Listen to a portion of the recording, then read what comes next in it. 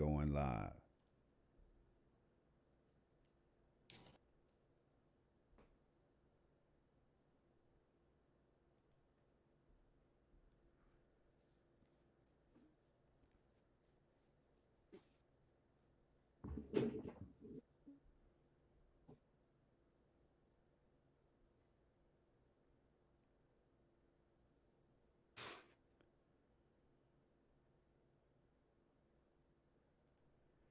All right, all right, all right. What's going on, people? Welcome to episode 28 of the SML Podcast. As you see in the title, and you probably saw it out on social media, you know that today is going to be a big day. So with that being said, it's good to see all of the people that's already here. The early birds are in the building, so I think it's only fair that we shout you all out first for taking part early in the game, right? So first we have Stefan Robidas in the house. Thank you for joining. Ray Sherrod, what's going on, Ray? We got Predator in the house. Amanor, Stadia Pro Gaming. We love Stadia. All right. We got Pecan Fusion. Clive, Illenden is in the house. We got Tubag. I'm not sure how to. Hey, you got to help me, man. I'm telling y'all. Make me get your name right. That's what I want to do. So I can say it fancy like Tubag or Tubag. You know what I mean? Straight, where I'm from. That's how we would pronounce it. So look, hey, Christopher Torres, G. Millie, I appreciate each and every one of y'all. Charles Arden is in the building, man. Hey, I tell y'all one thing. This is the giveaway and everything that we're going to be doing today is nothing new for PNTS Network and SML Podcast, SSC Podcast. This is what we like to do, and definitely linking up with the guests that you are about to hear soon. That's not a new thing either, y'all. But what we want to do is to bring you all a good, entertaining, fun show that's going to be worthy of your time and maybe help somebody who hasn't gotten a chance to get their hands on Stadia yet. The good Stadia that we've been experiencing since November 19th, 2019. That's crazy. So without further ado, we're going to go ahead and introduce the panel today. First up, we got my brother right here, MM2K, who gets on my nerves, but I'll be lost without the dude, man. I would be lost. What's up? What's going on, people? Hey, look, this is going to be a big show. We're going to have some big giveaways to show some appreciation, some Stadia 100 appreciation. This is kind of like a Stadia 100 celebratory show. You know what I'm saying? So we want to thank all of y'all for the support, man. This has been a huge undertaking, and you guys and gals have been so helpful to us. So we wanted to show the love back. So thank you so much. And definitely, like Storm said, we want to get more people, get Stadia rather in more people's hands. You know what I mean? So thank you so much for helping us with that effort. Yeah, and with that said, just go ahead, feel free to share this out. You know what I mean? Again, we're already over here. We know what it's like, but maybe we could help some lucky gamer who wants to get their hands on the Premier Edition who hasn't been able to or whatever for some reason. And then next up, y'all, real quick, you know who it is by now because the tweet is out there. We have Clive, Illenden. What's going on, Clive? How are you feeling? Yes. Oh, it's good. Good to be back on the show, people. It's going to be a good one. And we're sharing the love. You're sharing the love. Sharing the Stadia love, man. You know it. Yeah, absolutely. Man. And it's nothing new because that's what you do quite frequently on your channel, man. And speaking of, we'll get into that later, man. But MM2K, man, do we want to add anything for the updates, PNTS housekeeping and all that stuff right now to get it out of the way before we forget? Before we get into that, John Scar was to join us too on the panel as well. Unfortunately, he wasn't feeling well this morning. My brother he's the hardest working streamer in these Stadia streets. I hope John is good, man. Putting the hours in. I hope he's okay, man. Exactly, yeah. Putting the hours in. Yeah, he may have worn himself a little thin. So give your special well wishes to John.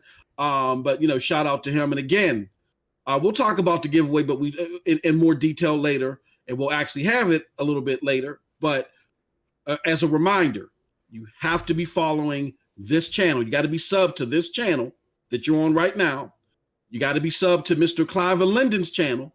if you're not subbed to Clive Illenden, I will get you a CAT scan. I promise. What's wrong with you? What's wrong with you? I don't know. I have no idea what's wrong with some of these to make that kids. easier for him, I added the link in the description to Clive's YouTube and Twitter, so you can find that. You don't have to scroll too far down to find it. Check that out, y'all.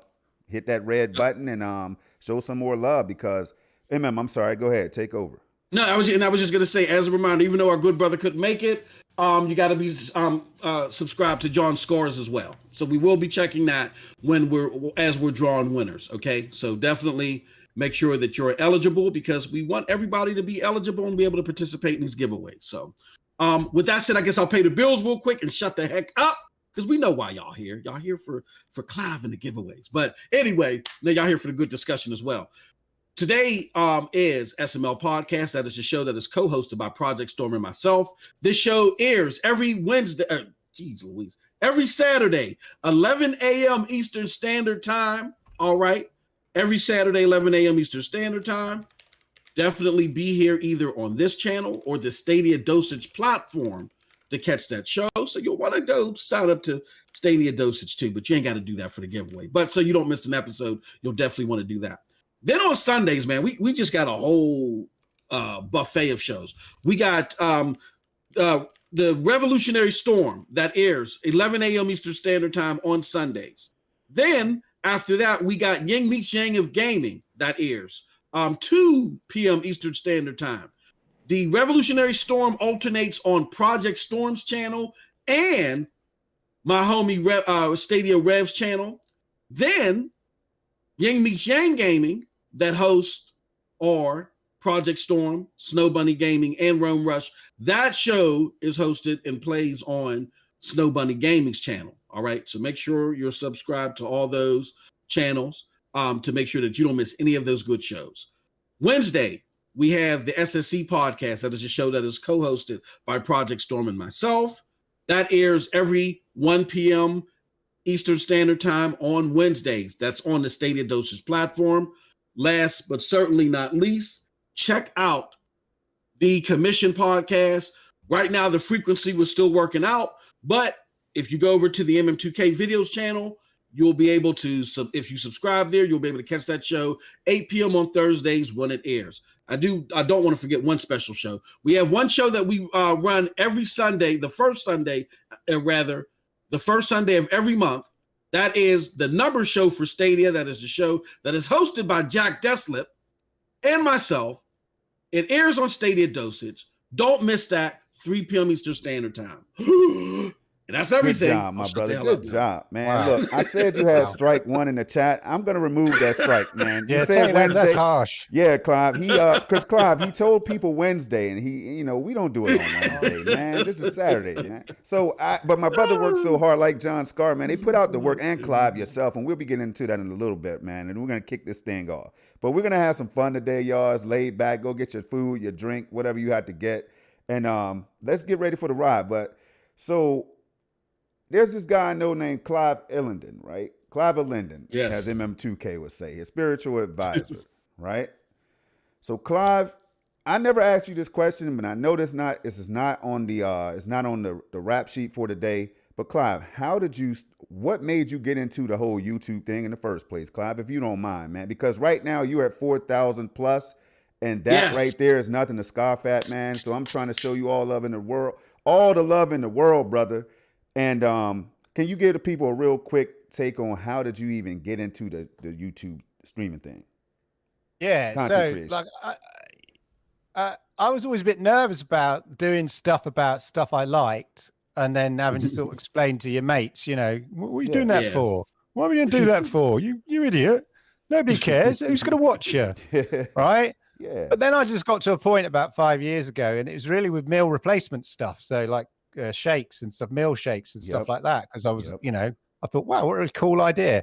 I loved it, like the Soylent in the US and stuff like that. I just loved the concept. Mm-hmm. So then I decided I'll just record a video doing it, and it did all right, not amazing. And then I got some others, other stuff, and I did it. And then I started thinking, I'm going to start reviewing some tech, anything I bought. And then a friend of mine said, you should do a review of that sound bar you've just bought. And I said, why would I do that? It's like 2 years old. Right. He said, just do it. So I did it. And that sort of suddenly got loads of views. And I thought, okay. So, there are people out there who like the same sort of thing I do. And so I just sort of got into it. And it's quite addictive, really. Yes. Once you do it, like today I've been making 2 videos today, and it's like I'm thinking this is the state of my life now. I'm making them sort of back to back. One's a G-Shock review. I've decided to start doing some G-Shock reviews. Yep. I bought a new G-Shock, and the other's a new meal replacement product as well. So, and then I'm planning for my Stadia Monday night show as well. So that'll be tomorrow, working on that and maybe doing some skits, filming those on Sunday.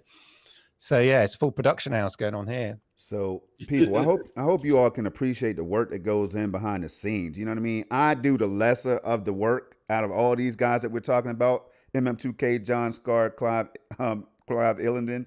They put the work in, man. If you haven't been to Clive's channel, y'all, you're missing a whole lot. I'm talking about there's a lot for you. You think it's just Stadia, right? And Stadia Monday Night Chat. That's not the case, people. Like there's so much. Clive introduced me to this gaming chair and like this monitor and so Xbox One X and so many other things. You all would be surprised, man. I just happened to stumble across the channel one day, Clive, and I said, wait a minute. There's a video over here with over 100 and something thousand views. And Clive, Clive is humble and never even brings it up, right? If that was me, I'd be like, yo, I got a video with 100K. I'm in 8K. Go ahead, Clive. It's two. So I've got another. So there's a second video it's coming up to the 100,000 view off as well. Dang. So you should be approaching. From the last show, sort of Stadia Monday, was it last week or the week before? We hit 1 million views. Dang. On the channel. It was like, what? So yeah, it's quite humbling. All right, let me ask you. I heard a rumor that you get the red YouTube. Do you get a plaque for the 1 million views? No, you only get a plaque for the subscribers. Oh, all right. Yeah, I was about to say. Still, I'm nowhere near like Sonny or anything like that yet. Shout out to Sonny, man, putting that work in. Yeah, shout out to Sonny, man. Jeez. So now I'm glad you were able to share that. MM2K, man, you're laughing, but bro, you've been putting that work in too. And I remember you. Listen to this story, y'all, real quick, and then we'll move on. I promise. MM2K was so busy helping me and Snow Bunny and Next Gen 720, everybody else, man, on the panel with Dirk Griggany and others, right? Putting so much work in. My bro was like, Storm, we got to get you right, man. I'm like, yo, bro, worry about you, man. You're closing in on that 1,000 mark. He's like, Storm, but nah, man, what is that going to do if you're not up there with me, bro? Like, if you're not, you know what I'm saying? What is that going to do for what we're trying to do? And then I sat down and I thought about it, Clive and chat. And I said, yo, this dude is putting me and everybody else before himself. So anything the bro asks me to do, I'm doing it. Anything that he expects me to do, I'm doing it. And now we have our behind the scenes disagreements and stuff and all that, man. But y'all don't understand the operations that happens, that the work that goes in. My brother's closing in on 2,000 mark. And I remember him hitting 1,000. Some funny stuff happened. Janky stuff happened, right? And remember, you remember that. You know what I'm saying? Oh, yeah. Some funny stuff happened to my bro, right, when he was about to hit it. And I'm like, man, now I don't even think you remember hitting 1,200 or 1,300 or whatever, man, because right now, 1.7, bro, on your way fast to 2K, man. This is what it's all about, y'all. But here's the thing. We had fun in the process. I'm on my way to 1,000. You know what I'm saying? You're not going to see those numbers, people, but keep on subscribing. And when I get there, I promise you we'll have a celebration.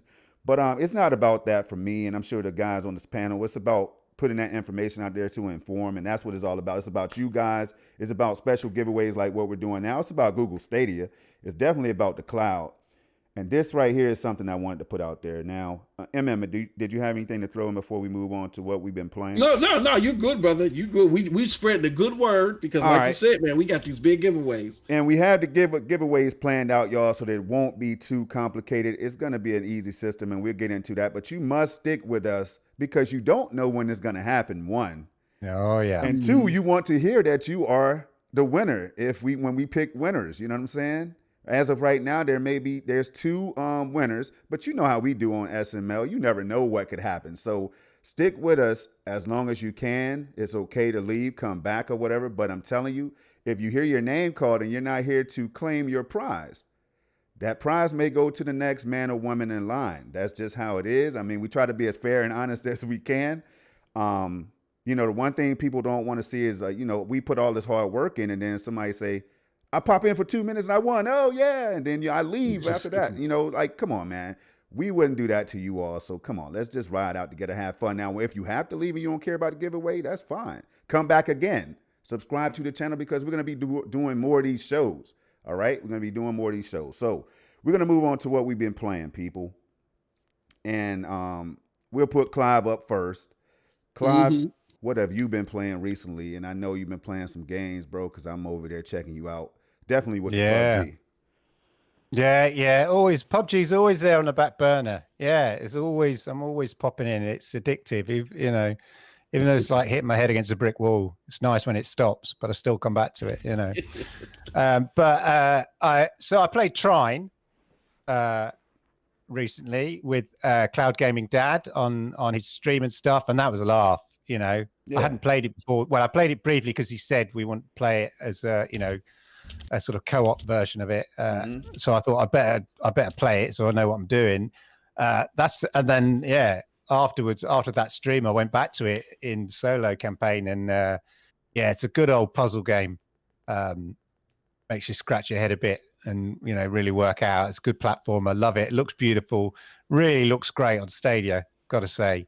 So there's that, and then I've been playing loads of Judgment as well, which I absolutely love. I just love the story. I'm really into it. The characters. And then the arcadey style of the action as well. Just a good combination for me.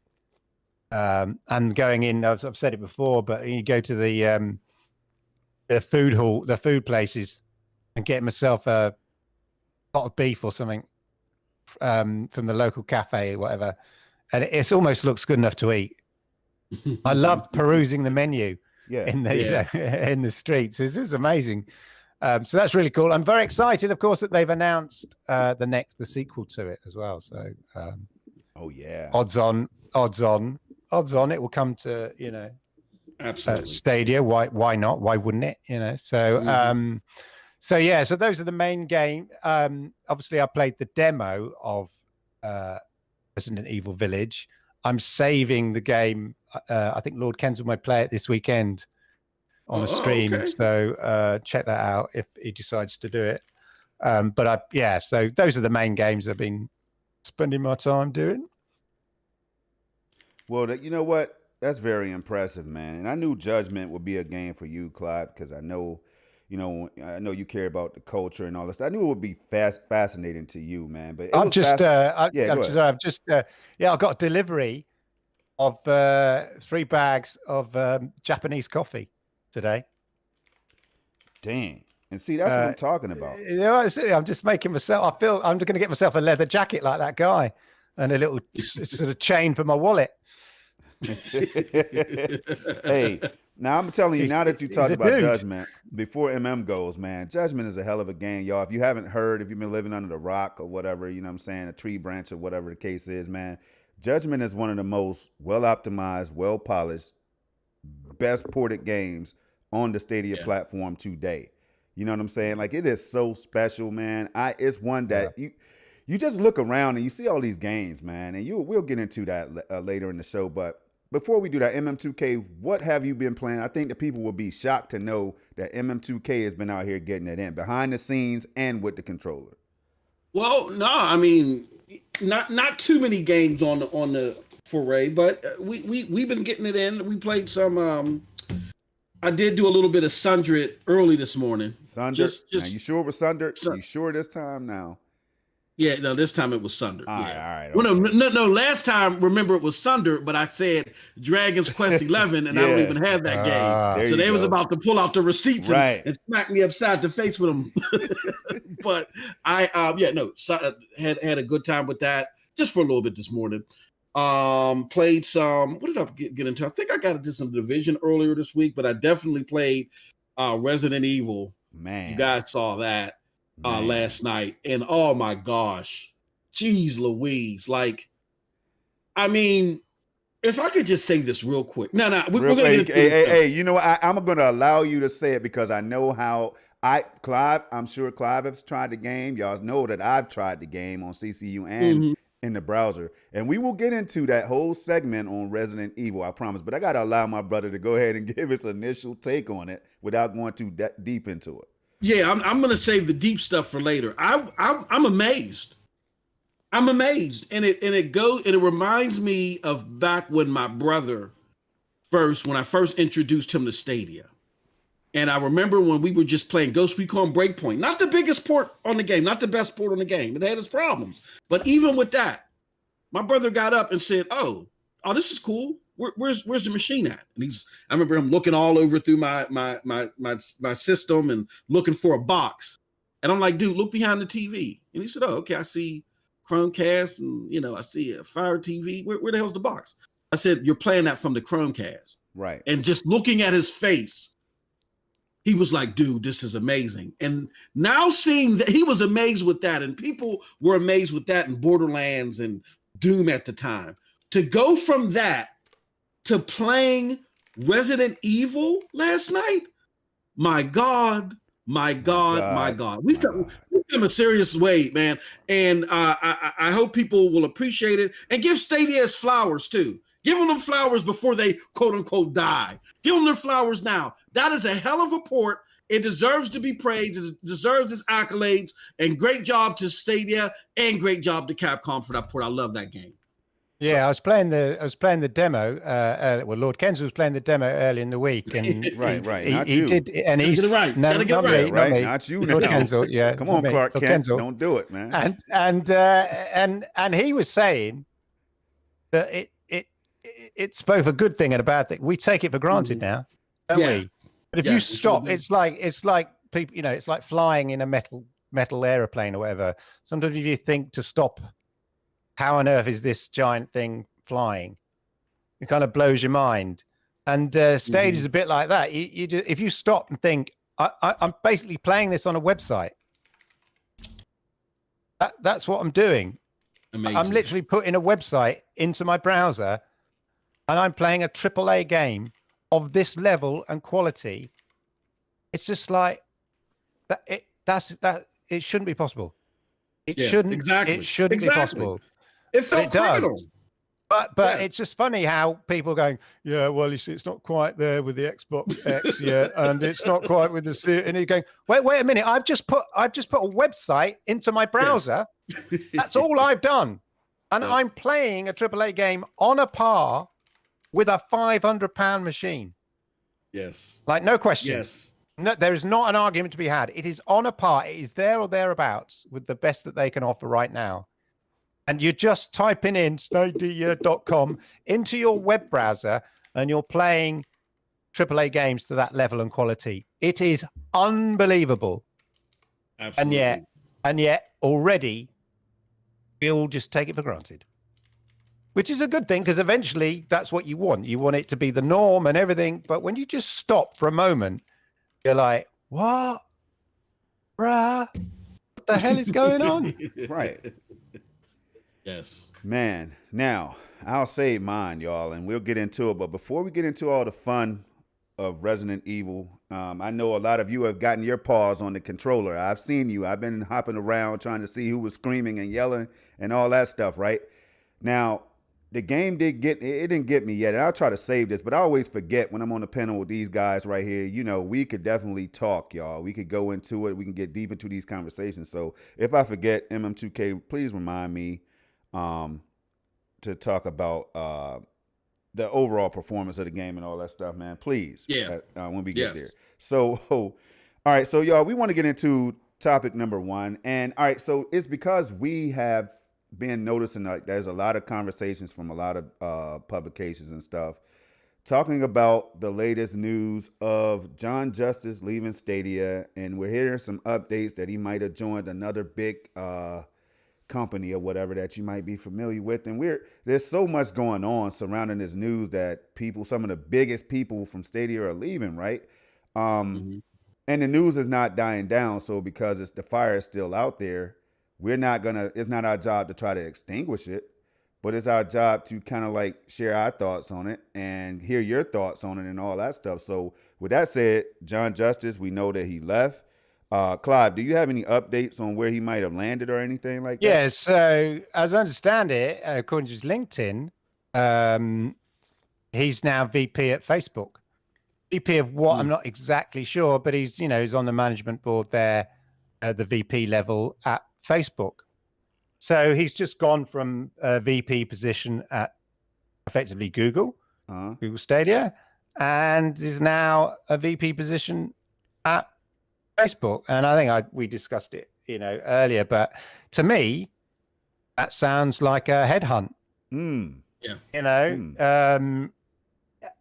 Or like a wonderful opportunity that's come up. VP of a role at Facebook doesn't come up every day, and if you are an ambitious person looking for change or whatever, then that makes a lot of sense. But to me, it just smacks of being headhunted, being tapped up, as they say, for the role. Yeah. And that would seem to sort of fit my thoughts on it.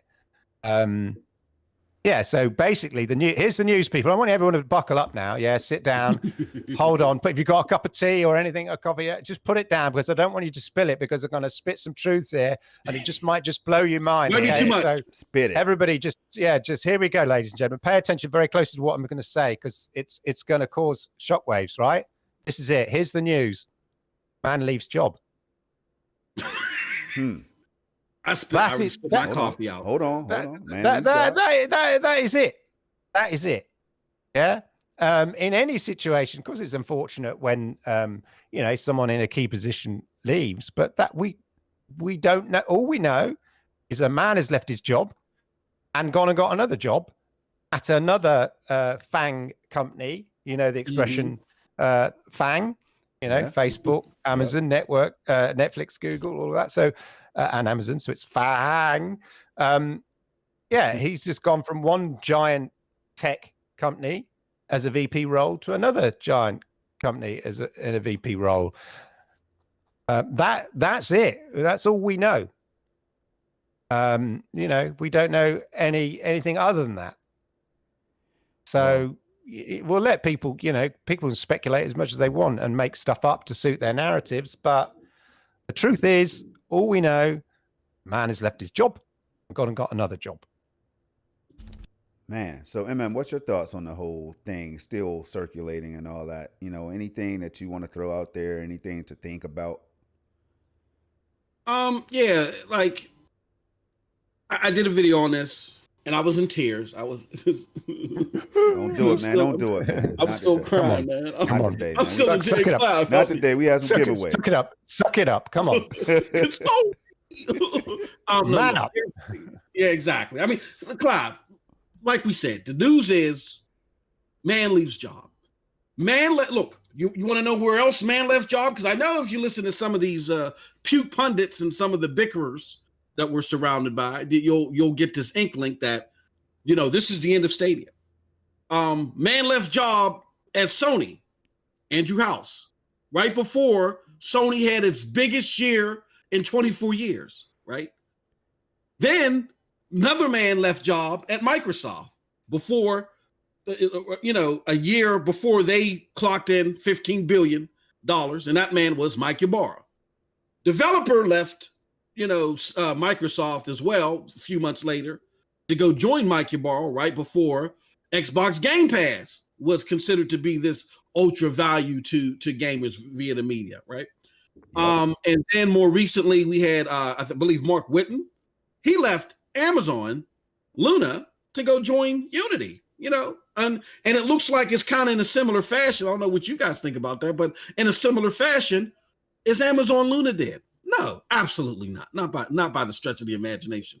So there's just this hyperbolic and this unbalanced state of the lens that we look at Stadia. Every time something happens with Stadia, it's this, or there's got to be answers.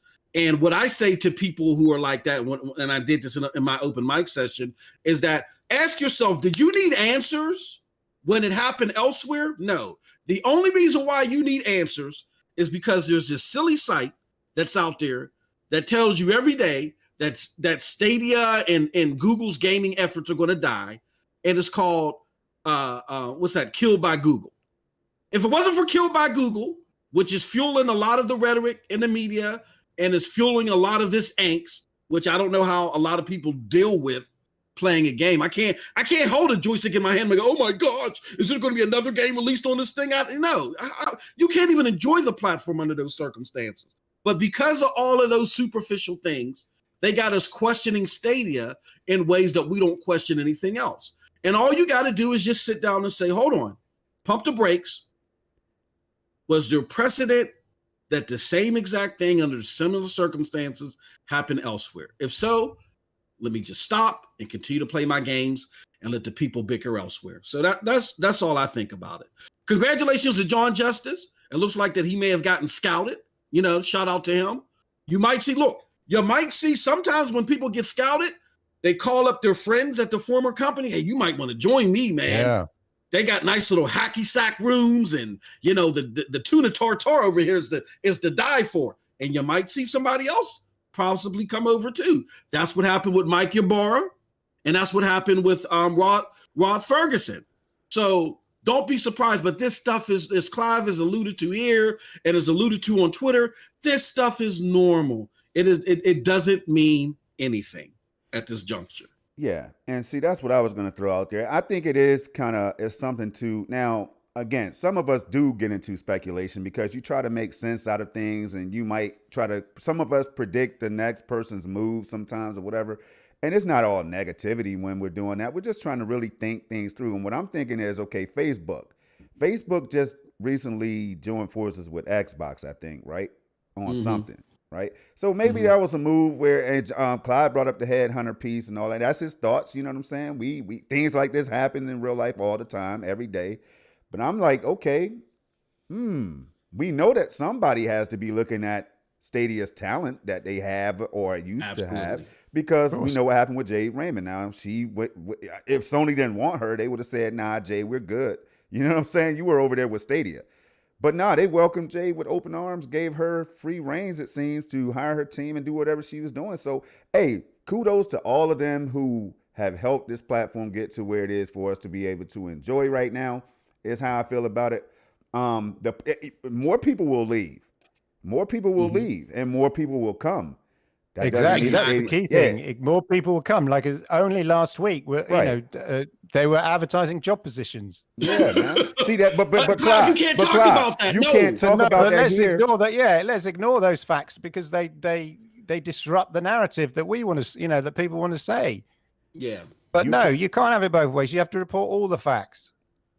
People leave company recruits people. Like, it's everyday life, everyday people, as they say. Yeah, everyday people. Hey, yeah. Clive, you had an interesting take before we went live, and you got to bring it up here about John Justice. The irony of him leaving. I mean, when he was there and what was said into him leaving. Can you let us know about that?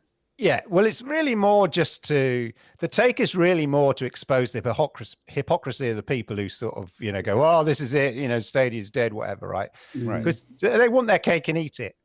Of course they do. They want to ignore the facts that don't suit and just focus and magnify the ones that do and extrapolate and conflate things just to fit those. And this is a prime example. His role was VP of product, okay? And everybody's saying him leaving. So the same people saying him leaving Stadia is another nail in the coffin, which is a word I read somewhere today. A nail in the coffin, right? Him leaving. Yeah. But apparently one of the nails in the coffin was the poor delivery of the Stadia product. Yeah? And that's a nail in the coffin for Stadia because they've done a poor delivery of the Stadia product. Well, who's in charge of the delivery of the Stadia product? John Justice.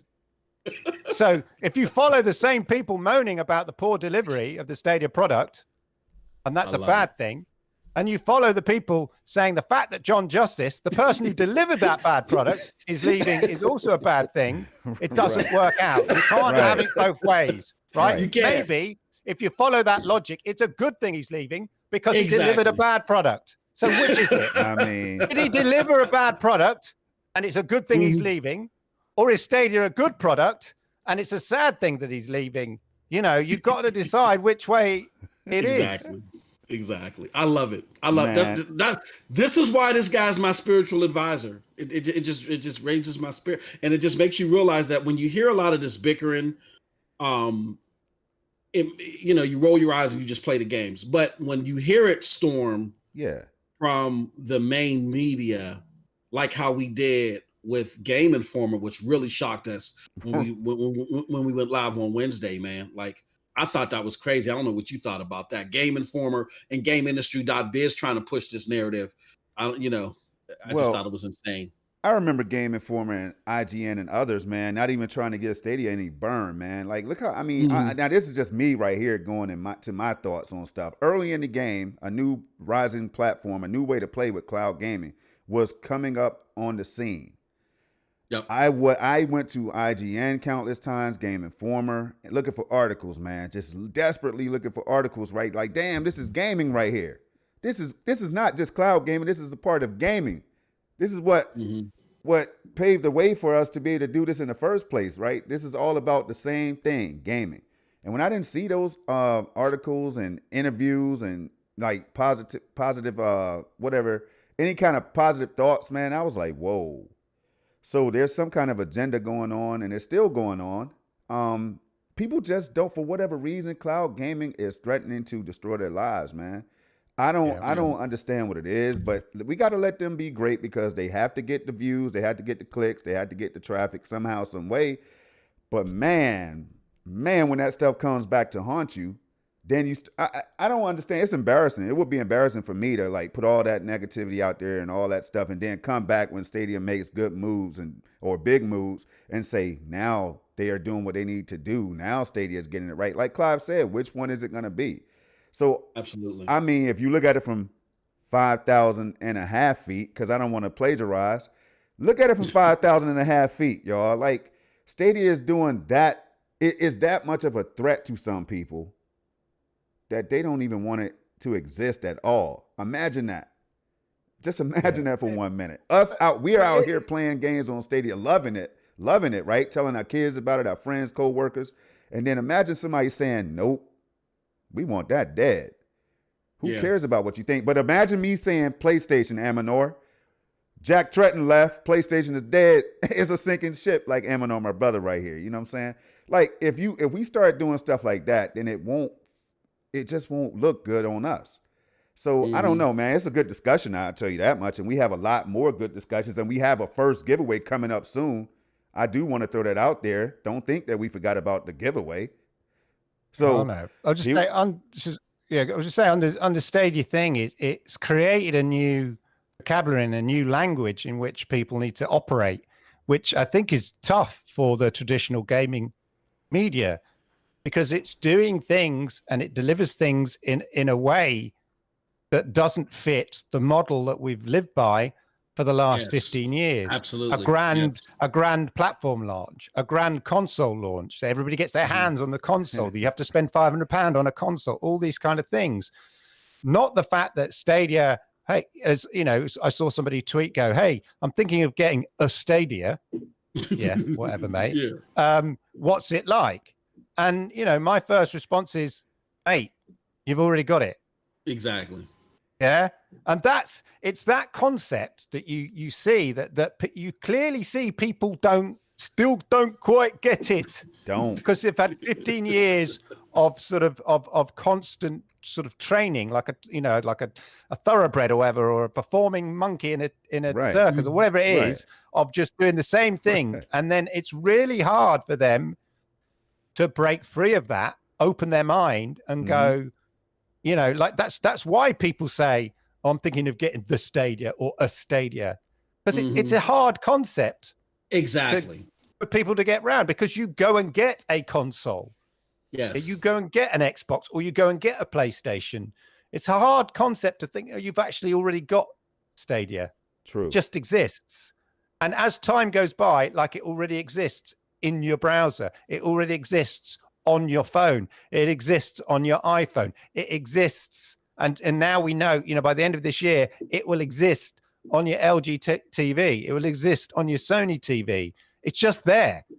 And this is the way that Stadia will slowly permeate your life in the same way that, the Android operating system or Gmail and all these things, which we now can't live without sort of thing, or docs. I read an article recently that, under a certain age, more people use Google Docs than Word. And Word, yeah.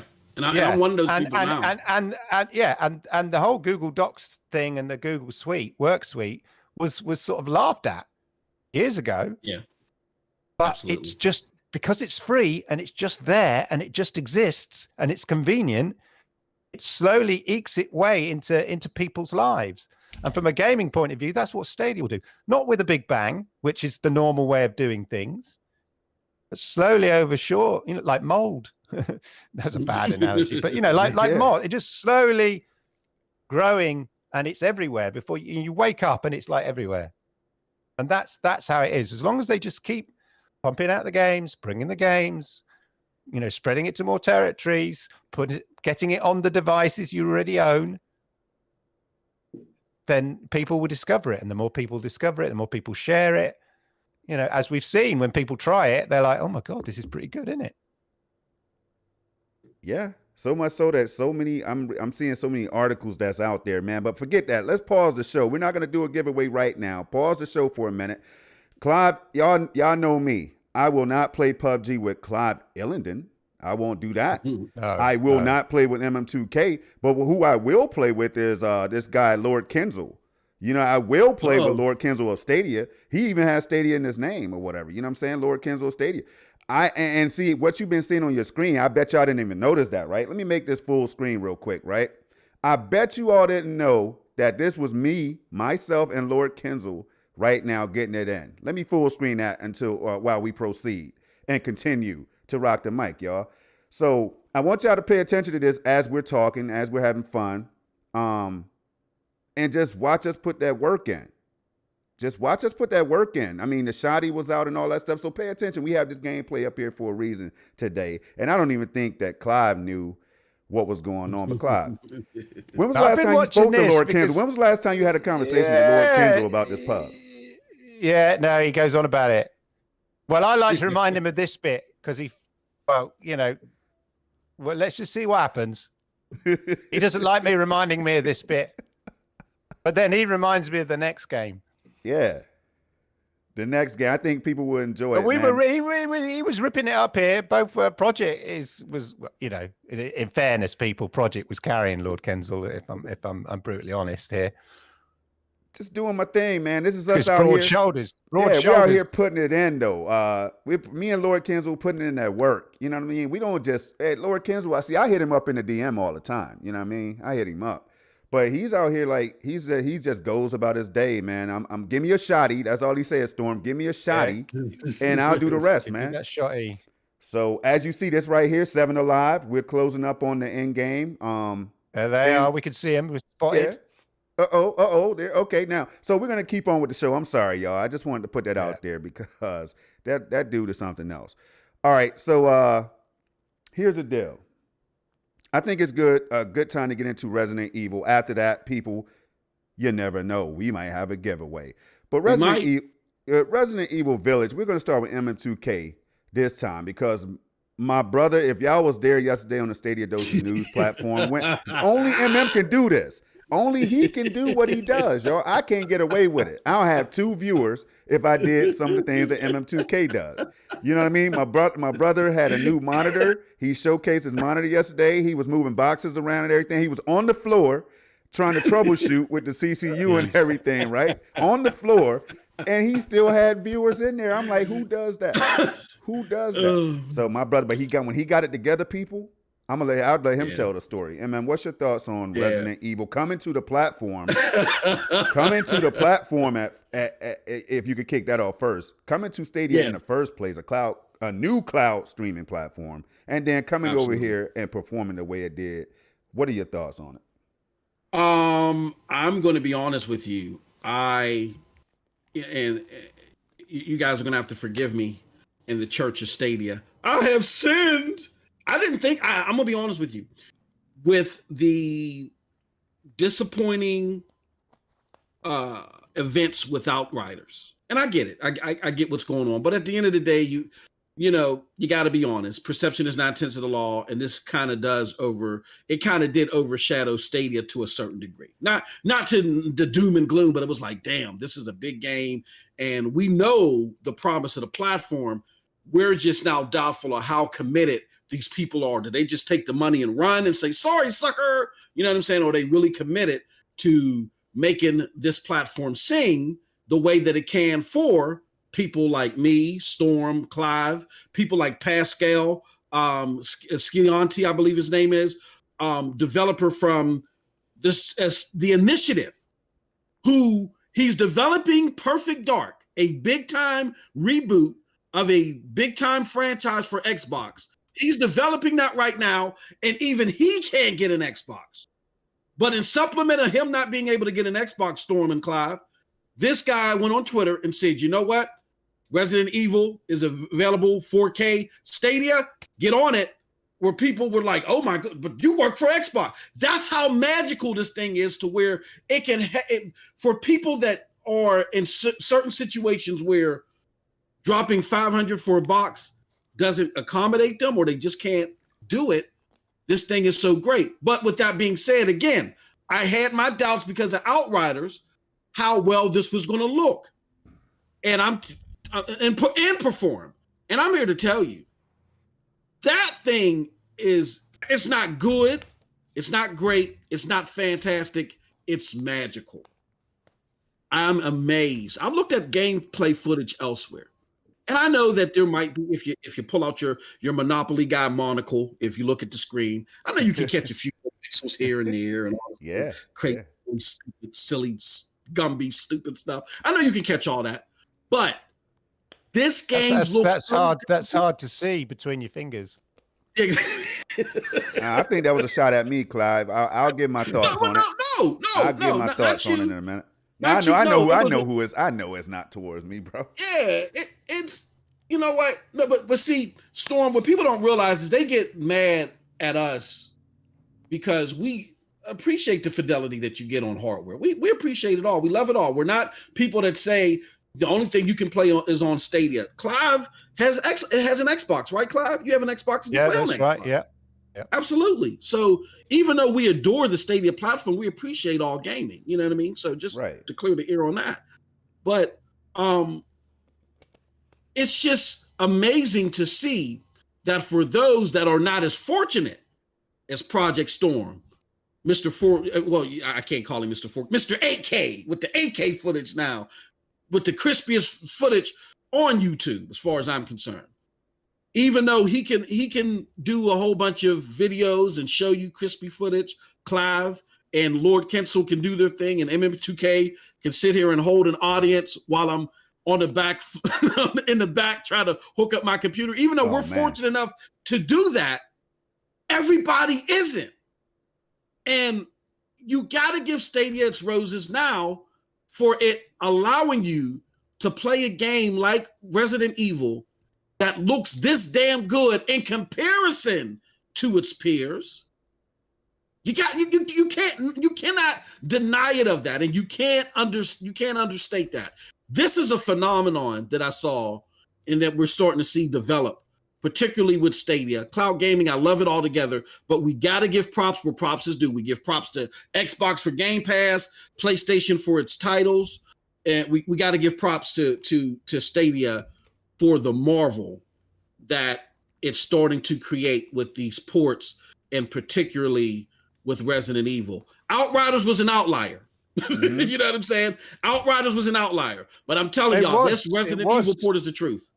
It was on recent form as well. You think from Hitman 3. Mm-hmm. Yes. Even Little Nightmares. Yes. You know, that nobody was saying, oh, Hitman 3 looks awful. Mm-hmm. Nobody was saying Little Nightmares looks awful. Absolutely. Yeah, these are all day and date releases that came out, and in fairness, Outcasters was problematic across the platforms. Mm-hmm. So, yeah. So you mean Outriders? You said Outcasters. Sorry, Now Outcasters. Outriders. So I'm doing an MM2K. I apologize. Everybody that comes on the show got to get some old Milwaukee. Yeah, strike me down. I was like, where's he going with this one? Now, that's first party now. No, Outriders. Yeah, so Outriders was a mess all across all the platforms. It was just a mess launching, and that mess was, if anything, looked worse.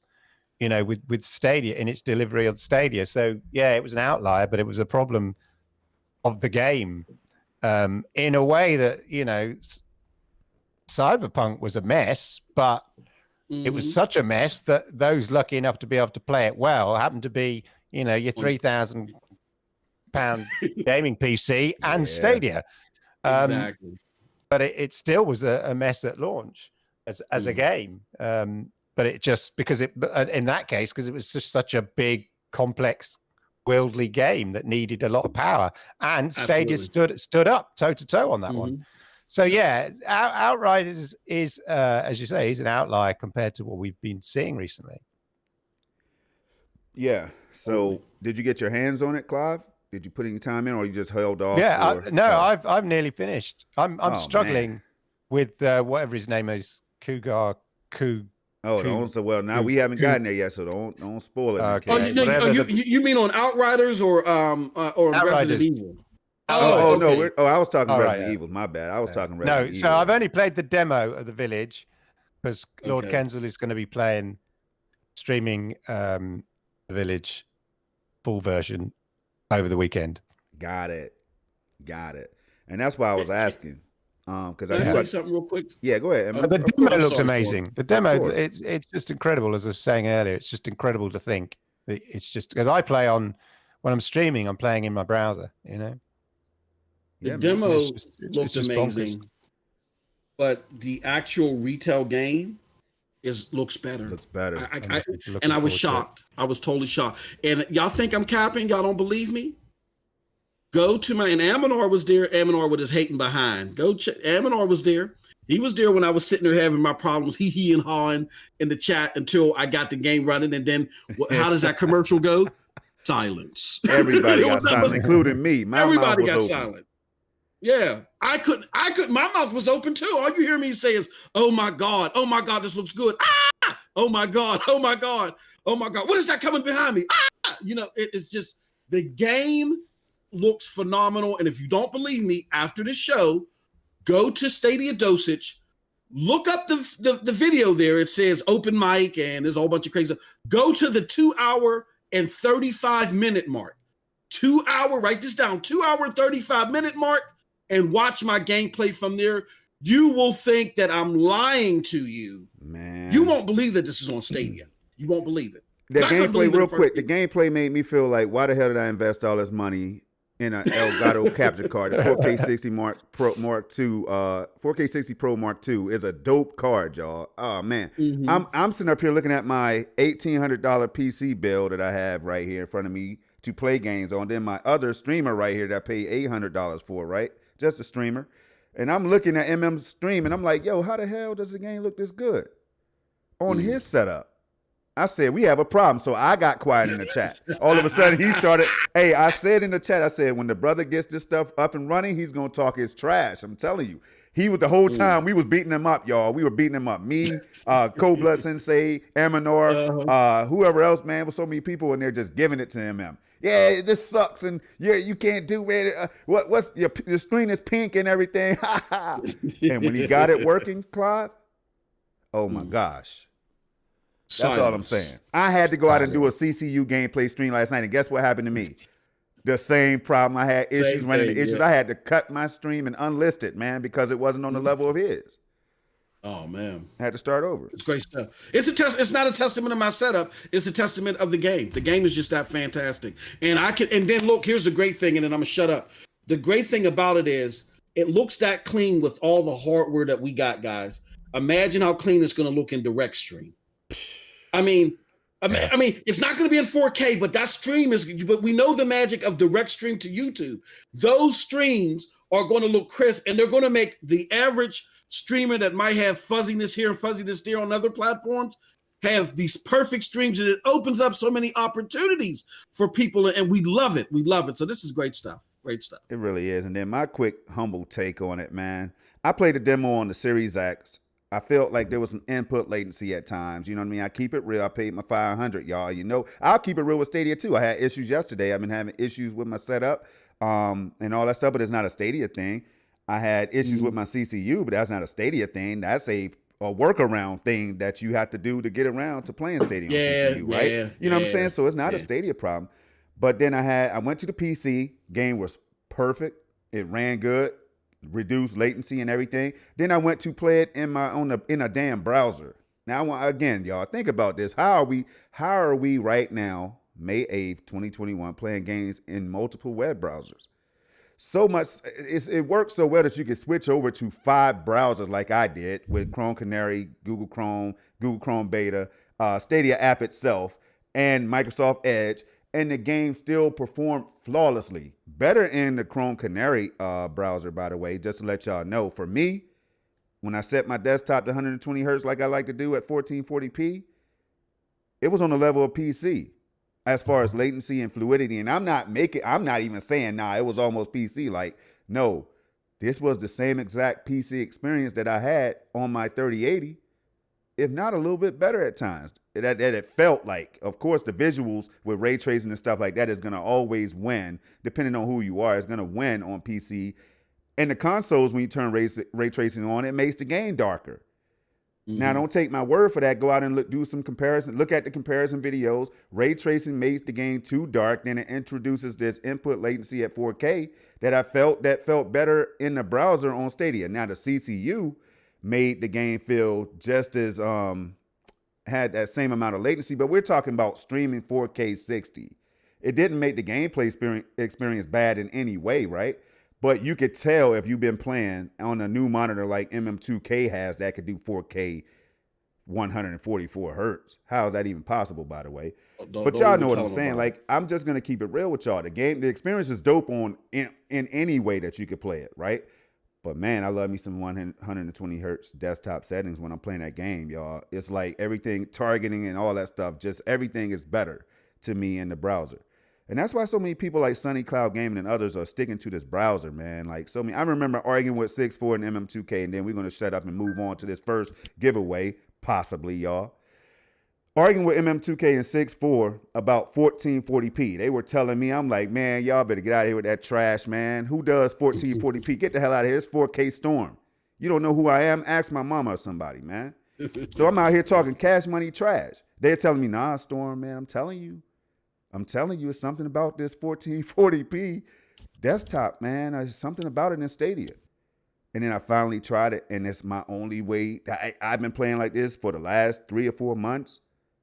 I love it. But the fact that you could do that and not have to worry about your disk tray not working, your disk drive failing or whatever, not reading disk, your console overheating, your console having issues, controller desync issues and stuff like on my Series X and all this and my PC and so many other things. I can go on and on. SSD felling on me, hard drive felling on me, things like that you don't have to worry about because Stadia is going to fix all of those problems for you. They have backups, multiple backups, y'all, so that we could keep on playing. Now that right there is something to think about. But we're gonna move on, y'all. We're gonna move on to this first giveaway. It's about that time. All right. So let's do this. Again, as a reminder, because we're checking, okay. If you want to participate in this giveaway, we are giving away 2 Stadia Premier bundles. Okay, they're going to be shipped to your house with a nice little thank you card from us. You know what I mean? For your support. This is, for Stadia 100 being such a success in helping gamers find access to Stadia focused content. You know what I mean? When they're looking for it, we need you to ensure that you are subscribed to some of the people that have helped promote this effort. You got to be subscribed to my good brother Project Storm. So hit that subscribe button below. You got to hit it below. Then you got to go over to Clive Illenden's channel. Project Storm has his link in the chat below. And then you're also going to have to subscribe to our good brother, John Scar. I'm going to put his link in the chat. You got to be subscribed to all three in order for you to win this prize. We will be checking to see who is subscribed. Okay. So I just wanted to throw that out there, Storm, before we get started. There it is. Those are the only simple things that you have to do. That's it. I think that's fair for what we're giving out. You know what I mean? I don't even like doing these giveaways at times. I get selfish, man. At times I get selfish. I'm like, MM2K, we could have extra backup units in case something happens to our premiere or our founders edition, man. Are you sure you want to do this? You know what I mean? Are you sure you want to do this, man? And MM, every time he's like, Storm, this isn't not about you, dumbass. This is about the people out here that's coming to support us and learn about the platform and try to enjoy the platform. And then shout out to Tech Loving Mama, who I hope is still in the chat. Tech Loving Mama! Reminding us. And see this right here, and I didn't forget about it. I was reading it, almost lost my train of thought when she said, but she basically reminded us, like she said, what I love about Stadia the most as a mother, the portability is nice to have, or I would not be able to play that much. And then think about the moms with kids who, who can't get their hands on the latest console right now because of shortages and stuff like that, y'all. That's what it's all about, man. That's why we do these things. And for you all who are gamers who just don't even either have a console and you want to try Stadia, whatever the case is, there's so many reasons. This is why we do it, though. So with that said, MM2K, can I go over how we're going to do this today? Yes, sir. Absolutely. Right.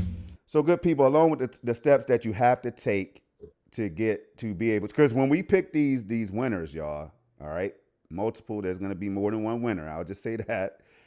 When we pick the winners, you all have to, if you don't have those things available, we're going to have to move to the next person. Like if you didn't check all the boxes, like hit that subscribe button, Project Stone, hit that subscribe button, Clive Illenden, hit that subscribe button for John Scar at 4 Scars Gaming on YouTube and all that stuff. If you haven't done that, we're going to have to move to the next person who has. And we don't want to do that, y'all. It's not about being jerks or whatever, but it's about being fair to the people who are, because a lot of you are supporting us anyway. So that's going to be easy for you. But that's what it's really about. So all you're going to do is right about now is we had John Scar. Did John Scar provide his number? Yep. All right. He provided so what we asked to keep it simple for you all so that we can go, we don't have to jump through extra hoops and everything and pull Clive into something that he's just not ready for. And Clive has an easier system. We'll be talking about that for the next giveaway that we do. Thankfully, man, that we have people in relationships like this where we can make it better for y'all the next time. So we have something planned, but this right here, we're just going to pick a number, y'all. And we could do this right now for all those listening. Only one number though. You're going to pick a number from 1 to 100. You're going to put that in the chat right now. Do it.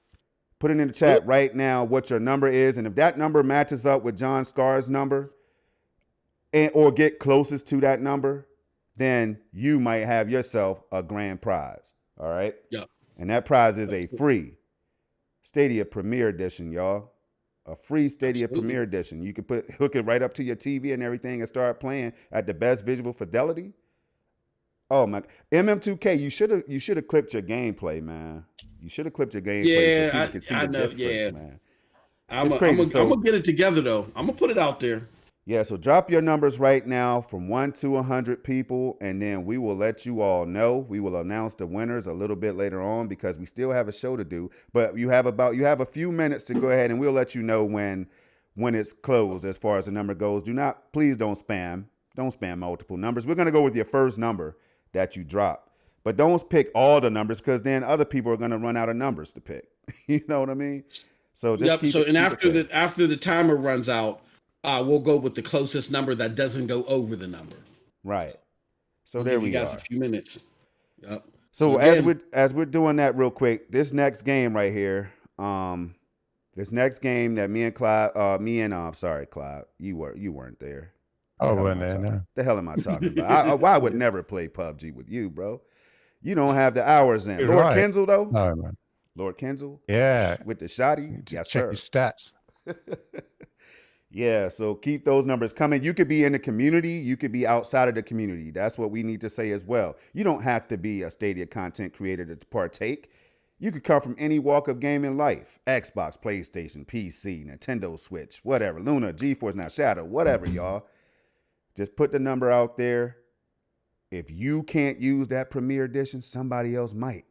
You know somebody that will. Yeah, it's all about helping. It's all about helping bring awareness to Stadia and how great it is. And MM2K is so great, Clive, and MM2K. We could talk about this real quick while they're doing that. Stadia is so great. People want to see it disappear. And I think we have that on the docket too. So let me see, because we're going to be talking about some of that stuff. I want to make sure that I'm not jumping into anything. But what I'm saying is, all right, let me ask this question, and if it's on the docket, let me know. But do you feel like Stadia has this huge advantage right now by it having the best technology and the best performance? And now you're hearing more and more people say that. Do y'all think that's what's going on with all of this nonsense that we're seeing still to this day? Is because of the fact that if it was xCloud, Clive, or Luna, or GeForce Now, or Shadow, or anything else that was really running at the level that Stadia is running at performance-wise, would it be a different story? Well, it's funny. So, I think it's testament to the tech, to the Stadia tech, that that's not the thing that it's called up on. Right. Yeah.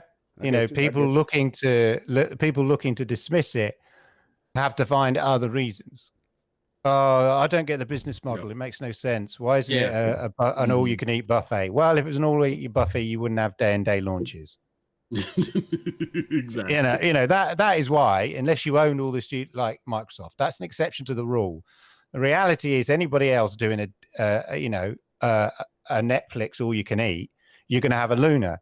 You're not going to get the day-and-date releases, or at least have the opportunity for people to have that option.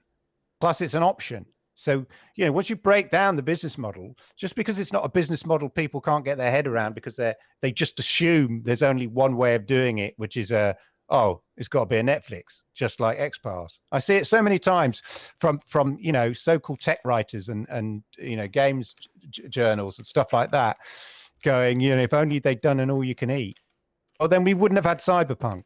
We wouldn't be having Resident Evil Village right now. Thank you. Wake up and smell the freaking coffee. Yes. Because that is the reality. This is giving the opportunity for people to play AAA games in a time where you can't get your hands, to a quality of a PlayStation 5 or Xbox One, Series X, in a time when you can't get your hands on those devices. If it was an all-you-can-eat, you'd just be playing old games. Yes, there are old games on Stadia. Of course there are. But we are playing Cyberpunk at the same time as those lucky souls who have a PlayStation 5 are playing it. We are playing Resident Evil Village at the same time as those lucky souls on Xbox Series X is playing it. If we had an all-you-can-eat model, we wouldn't be in that situation. And I think it would be a disadvantage to Stadia. The problem is people just don't quite see the wood for the trees. Right. And when they have it, and that's such an overlooked thing, the ability to purchase games and have to have the option of purchasing or subscribing, and two, having the opportunity to play games as and when they're hot and released. I think Stadia would be at a disadvantage if it didn't have that. Yeah. Now, for the people so that's one thing. Yeah, real quick, Clive. Say that thought real quick. So for the people that's just joining in, we're doing a giveaway right now. We ask people to pick a number from 1 to 100. Whoever gets the number right on the head or closest to it will win one over. Yeah, or it has to be closest to it, or right on the money, and you're gonna win your chance. You're basically gonna win a free Stadia Premier Edition, brand new. You know what I mean? To hook directly up to your shiny new TV. Nice. 1080p, 4K, 1440, or it don't matter. You know what I'm saying? So it doesn't matter. You're going to have a brand new one, y'all. That's the point. So please pick a number from 1 to 100 if you would like to enter. You also have to be subscribed to this channel. And there's also links for you to be subscribed to Clive Illenden, who's here on the panel with us, as well as John Scar of 4 Scars Gaming, y'all. So if you want to partake, go ahead and drop those numbers, because we're going to wrap up At one more minute, we'll say 12:13, we will pick that first number, lock it up, and then we will announce the winners. Should we do it, MM? Should we announce the first winner? We'll announce the first winner, and then I'm gonna have to communicate with the first winner while you guys are still going. I mean, I can multitask. Yeah. So I'll communicate with the first winner just to validate that they are following everybody. We'll take care of that, and then we'll continue on. There you go. But before we leave the show today, you all will have your prize, or we will get the information necessary to make sure it gets to your hands. All right, so we're gonna move on though, because we still have more for y'all, believe it or not. So moving right along. Now, these ports that we're talking about, like Resident Evil, and Judgment and others, your favorite ports out here, MM2K at one point came up with the title KOP, which means King of Ports. It could also mean Queen of Ports if you like that as well. But KOP, basically King of Ports, right? And it's not to kind of single out the other games, y'all, but it was because the performance is so spectacular that you can't help but want to acknowledge that. The fact that now, because at one point there was a whole fuss around porting games to Stadia, Clive, and MM. The process is too grueling and is daunting, and nobody wants to do it. Developers don't want to sign up. You heard all those buzzes, the rumblings that we talked about.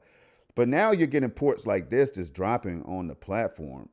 And I just want to ask the question, are we starting to see these ports improve at this point in Stadia's life cycle, or has it always been the case? Because we know we had Destiny 2 and Division 2 and stuff like that was already on the platform. But I think with Dirt 5, Resident Evil, Judgment, I feel like, and Bibbidi Bop can tell you in the chat because he has a watchful eye for this stuff too. I feel like they're improving somehow. And I guess if you get more familiar with the technology, that might be the case. But Clive, you might think otherwise. So what's your thoughts, Clive? No, it's only natural. I said it before. I think I mentioned on the Stadia Monday Night Chat, that with all new consoles, the best games developed specifically for those consoles are the ones that come later in its life.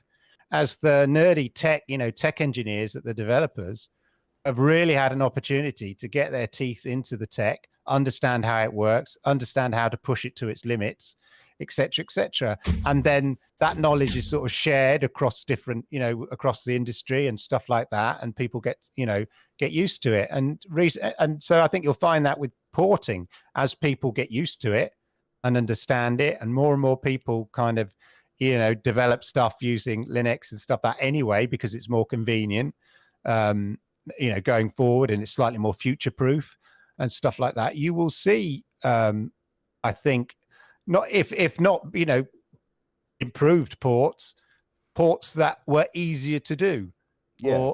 And the guy behind Death Carnival, he said that as developers, they were one of the first people in the sort of the early Stadia makers kind of program, kind of setup program, and initially it was difficult, because you're learning new tools. But he said, but now it's not that difficult because they've developed the systems and the processes and the flows necessarily in order to deliver that. And it's not only the developers and publishers, but the Stadia team themselves, no doubt have been on a learning journey, because you never really know how something is going to go until it's actually launched in the public. So it's like they could have done all the dress rehearsals in terms of porting things and understanding their own tech behind the scenes, but until they start delivering and people start delivering those ports, they're not going to have a real true picture. So I think, you will see, I think not necessarily better ports, because I think some of the ports have been really good, but that process improved, and out of an improved process, hopefully you will have, improved ports. All right. So we have a lot of numbers out here, guys. At this point, the first giveaway has closed. So it's closed. Do we have a winner? I'm just asking. You don't have to say it right now, but do we have a winner right now? No, I'm gonna have to say it because I'm gonna want them to communicate with me. But let me just put this in here. It is closed. Okay. First giveaway closed. But we are going to be doing another one later in the show. Later in the show, there will be another giveaway. Another one coming. All right. So, yes, we do have a winner Somebody got the number right on the head, and they got it at the last moment. Before you say it to the people, let me say this. Cesar Perez, 21. Tubog, 76. We Love Stadia, 1. Pecan Fusion, 100. I like that number. Jason Benson, 17. Stadia Revolution, 47. We got Lubo, 99. Sorry if I mispronounced that. Y'all know how I am, man, with pronouncing names and stuff. Cloud Gamer 201, 22. Predator, 69. And see, G. Millie came down with 69 as well. All right. Antonio. Predator, grow up. Petrillo, 59. 54. My bad. We got Pippo Pluto, 43. Ace Cam, 28. Caliber Killer, 12. Martino Vego, 4. There's G. Millie right there. And then German, we have German right here with 7. We had Christian Woods with 12. Tech Loving Mama 25, Kel F 44. All right, German again with 77. Okay, that's what he meant, 77. Okay, 77. All right, so those are the numbers that I saw right there. So MM2K, who do we have as our first grand prize winner? It's the one that you just read. German 77. Gablowski with 77. Came in at the last minute, and I looked at his. I looked at his quad 7s and I was like, oh man, I hope I don't know if he's trolling or if that's what he would. So German, here's what I need you to do, my good friend. I need you to let me know. Well, first and foremost, congratulations for the moment. Yeah. But what I need, we got to confirm that you're following the people that you need to follow. So we're going to communicate behind the scenes while the show's still going on. I need you to give me your Twitter handle. If you don't have a Twitter handle, then I need you to give me a Gmail that I can communicate with you. So either a Twitter handle or a Gmail, and we will take care of this and get you set up and make sure and get you validated. So congratulations to German. All right. There's the first and we got one. another one coming. We have another one coming up sometime during the show, y'all. The show, we normally go for 2 hours. So right now it's 12:19. So that'll be coming up sooner rather than later. So we're going to keep on moving. German, do not forget, communicate with MM2K. Ask questions in the chat. If there's an issue, let us know. And our moderators will pick it up. So Caliber Killer, Bibbidi Bob, Cloud Gamer 201, help out. Cherry Man, if you can, y'all. Let's help out. Make sure we don't miss German's message. All right, we're going to move on to the next one, y'all. Can I say, go ahead. On the screen right now. On the screen. There's some fine sniping going on. Man, hey, let me tell you, at this part right here, y'all, we had Lord Kenzel. Look at him with the socks. Hold on, man. Hey, I wish I could pause that. Check out the dude. He comes to play in style. Check out my socks, man. We're in the desert. He has shorts on. I'm overdressed for the situation. Look at Lord Kenzel, man, with the red Stadia knee high socks. Look at that. Represented with the red Stadia helmet on, level 3 or something, man. Like only Lord Kenzel does it. I'm telling y'all. You will see us jumping out of the plane real soon. I missed the part when we did the emergency pickup together. Yeah, no, that was on earlier, the emergency pickup. Man, I don't know. I don't even want to talk about it. It makes me want to play. It makes me want to call Lord Kenzel right now, man. But let's move. We're going to move on, y'all. We're going to move on. This right here is an epic moment, so make sure you catch this right here. But we still have topic 3, y'all. And that is Stadia's business model. I saw an article recently. I forgot where it came from about Stadia's business model. Maybe Tom's Hardware. I think it was Tom's Hardware, you all, who wrote something that caught my attention because a lot of times we're out here searching for new articles. We type in May 2021, trying to find the latest and dopest articles, right? But sometimes, like myself and Stadia Revolution has said, and others, Clive and MM and everybody else, you have to go back sometimes. You had to go catch the older stuff because they had the initial visions and the initial ways, the perceptions and ideas for the platform headed toward the future, right? So this article, and MM, we don't have to pull it up right now because I know you're busy with the communication and everything. Oh no, we can pull it up. No, okay. Which one is it again? It is the Tom's Hardware article. Tom's Hardware one, yeah. Yeah. Okay. And basically, this topic is going to be the Stadia's business model. Does it still apply, right? Today with the closure of SG&E and all of that stuff, you all know that we've talked about it several times. Now let me go ahead and get this up. Oh, it's going to stop the gameplay though. is going to block out the chicken. Oh, man, I just gave it away. So y'all know what it is when me and Lord Kens will get together. Some of you know already. We got that dinner, but this is how it was done. All right? This is how it was done. So we could talk about it, and then we'll pull the article up right after this, MM. So look at that 5 kills, man. Yeah, you have 5 in this game? No, I mean, not you, Clive, not you. No, but Lord Kendall, I think he had diddly squat. It was all you. Okay. Well, there it is right here, y'all. This is right here, the final stretch, and then we'll go ahead and move on. MM2K, thank you for putting up with my shenanigans today, man. All right, there it is. Chicken dinner, me and Lord Kenzel. That's how we do it. We were talking trash and everything. Right here at this point, I'm like, shoot him, Clive. Shoot him while he's down. Shoot him. And as Clive started dancing, I mean, not Clive. God damn. All right, anyway, Lord Kenzel, y'all. That's my final time. Lord Kenzel. All right, here we go. So that's how it all happened right there. So with the closure of SG&E, guys, and we'll pull this up for you now. Here we go. All right, MM, I'm on the web view. See it? Let's see. I don't see it just yet. The most web I'm on, but I don't see it right now. Maybe it's because I have it minimized or something. Hold on. Okay, yeah, make sure, yeah. 1 second, people, and it should be up. All right. So now, I think our homie German is going to go through. I'm checking some stuff now. Okay, now I want to make sure that I could get back to my, because for some reason it's not letting me jump right back down to the bottom of my desktop where I have everything, all the windows and stuff open. And I don't want to mess with anything. Okay, here we go. Now, let's see if it's working now. Yeah, so it's up. There it is. Yeah. Yeah. Okay, it's up. So basically, the article right here from Tom's Hardware is basically talking about, has some interesting points, right? Very interesting points about Stadia's business model early on. And this right here is an article from about 2 years ago, right? And it was written by Lucien Armasu, something like that. And it was like, here's how Google Stadia will make money. Because now a lot of people that I know are talking about Stadia is not profitable, even though Xbox, we just found out that there's some concerns about Xbox's profitability and all that stuff, right? So it takes a while. People have been saying this for a long time. Clive, again, Rev and MM, I know you all were the last ones I heard saying this. But right here, we're not going to read through the whole thing.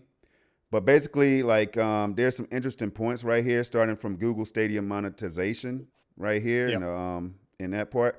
And it was basically Phil Harrison saying that Stadia platform will make money off purchases, but also via transactions and subscription options, among other things. Among other things, Clive. So they have these ideas, man. They had so many things that we've been speculating and talking on that they could use at their disposal, including YouTube and Google Maps and all of this other stuff that they can integrate, machine learning and all that stuff. So it says another way to read this is that playing a game on Stadia will not necessarily require a monthly subscription, but in the end may be up to the developers to choose which models suit their games most, like a Ubisoft Plus or an EA access or EA Play if they choose to bring that to Stadia, whatever is what I'm thinking here, right? And go ahead. Sorry, that was like that. I think, and that tallies with what I think it was Jack Booser was saying in an interview before Christmas, in which, and in fact it was earlier than that, and somebody said to him about, what about the business model? And he said what he's found is that publishers and developers like the business model because, as I alluded to earlier, it gives them the option. Yeah. Stadia can give them some money up front for, say, an older game. Give them a guarantee up front, and we'll include it part of our pro. Or if you've got a new game, you can sell it through the store, and then later it could become a pro game, and we'll give you a check for that. Right. So and they like that model, so they get the best of both worlds. They get the choice to be able to sell the game, plus. They can also sell, games that come to pro that are new. So brand new games on the platform that go straight to pro. If you're not a pro member, you can buy them.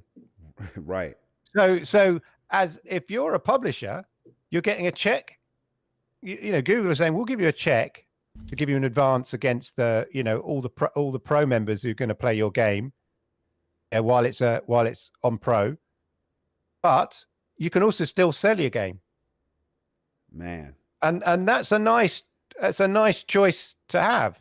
And again, as I said earlier about how people find it difficult to get their head around certain things because they just either expect, well, surely it's just a store and you buy things, or it's an all you can eat. I can't understand the combination of the two. And what I think Jack Booster touched on, or somebody's in Google touched on in an interview I saw last year, was that they'd found that publishers and developers like this sort of dual business model because they can either do a subscription deal with Stadia and or sell the game. Right. So that's all about the flexibility. Yeah. It gives and extra appeal for for developers and publishers. They're not tied to one particular way of doing things.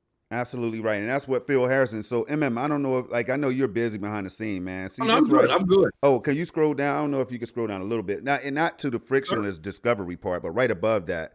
I want people to pay attention to this right here. And then Clive, I definitely want to get your take on this real briefly, and then we can go all the way through the rest, right? And then we'll all give our thoughts on it quickly and move on to the next topic, and then we'll do another giveaway for the people. Thank you all for being here, by the way, again. But it says Harrison also noted, like right above frictionless discovery, right there. Harrison also noted that there is no technical limitation on how the platform can implement a variety of business models. There's no technical limitation, as Clive was just saying, right? This is good news for developers desiring a kind of business model flexibility that they can't on other platforms. There's the key. They can't on other flexibility. And you can't on other platforms. So if you're Xbox, right? No disrespect, they have a particular business model and they're pursuing it aggressively. But if you're Xbox, there is a situation very soon, if not already, every developer they sign up, they go, right, your game has to be available. We want the game of the starting position is we want the game available on Games Pass. Yeah, it has to be on xCloud. And also it has to be on PC as well as the Xbox. So you don't have a choice. Now they're paying for that and they'll pay you good money to do that. But your choices are limited because from Xbox point of view, they want you as a developer or publisher to be able to deliver all those things. They want all of it. You go to Stadia and Stadia can go, well, here are different ways we can do this. You can just launch your game and we'll market it and put it, behind it, and you can sell it. Or, if you've got some older games, maybe you want to stick on Pro, we'll give you some money to cover that for a while, and you can still sell it at the same time. Or if you're a big publisher, why not considering launching a channel like Ubisoft Plus? Sorry about that. Yeah. So it's all about having a flexible business model that will adapt and grow.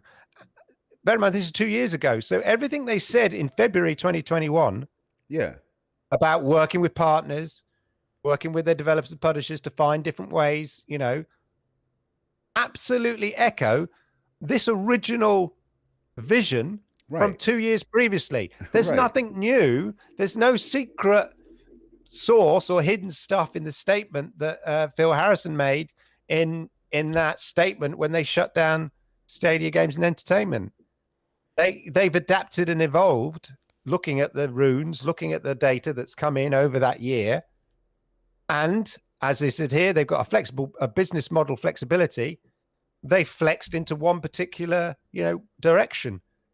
Yeah. But it's not a new direction. It's a direction that was always within their realm of business models that they were looking at.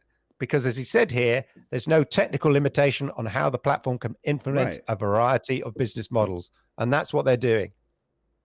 So, Clive, man, the people are saying out there, the naysayers and the haters and just the unaware, are saying that the devs, Stadia wasn't supporting the devs, and that's why they don't really want to put their games on the platform and all that. But this right here from 2 years ago seems to kind of like disagree with that point. Yeah, you're going to have that initial inertia on any new platform. When you know, there were so many music publish companies resisting, you know, agreeing to deals with iTunes or, you know, Spotify or whatever to have all their music available. It took a while, you know, until it became an inevitability that they then signed up and did the deals that suited them and they felt happy with. But that took a while. The same with, you know, TV. You know, I work in TV and getting people initially to provide SVOD rights was like, well, we're not sure about that. We don't know. I mean, is it, you know, because the business models were still being worked out. But as it becomes common thing, now you see everybody doing it, you know, because it's inevitable. DVD sales of the floors dropped out of DVD sales.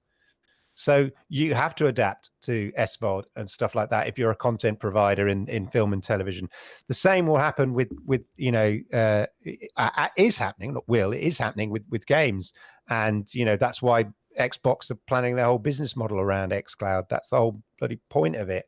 So more and more companies will come on board. But I was thinking about this earlier. The beauty of Stadia is the same beauty of a console, is that it's exactly the complaint that people make about Stadia. Oh, I don't have to buy my games again.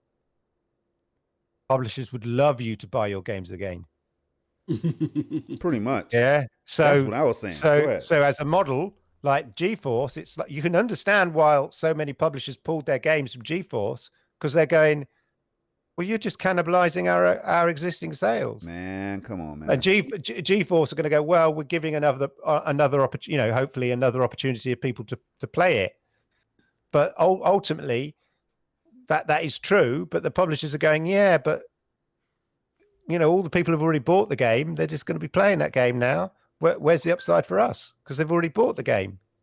Whereas with Stadia, you know, it's exactly the complaint that people complain about. Oh, I don't have to buy my games again. I mean, publishers love that, don't they? Of course they do. In the same way, you know, Xbox, what? I have to buy but I've got this on PlayStation. Do I have to buy a game for Xbox? Well, you don't have to, but yeah, that's the incentive of Xbox. That's the incentive for PlayStation.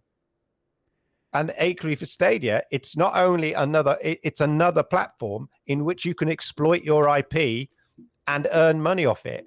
So from a publisher's point of view, it's appealing.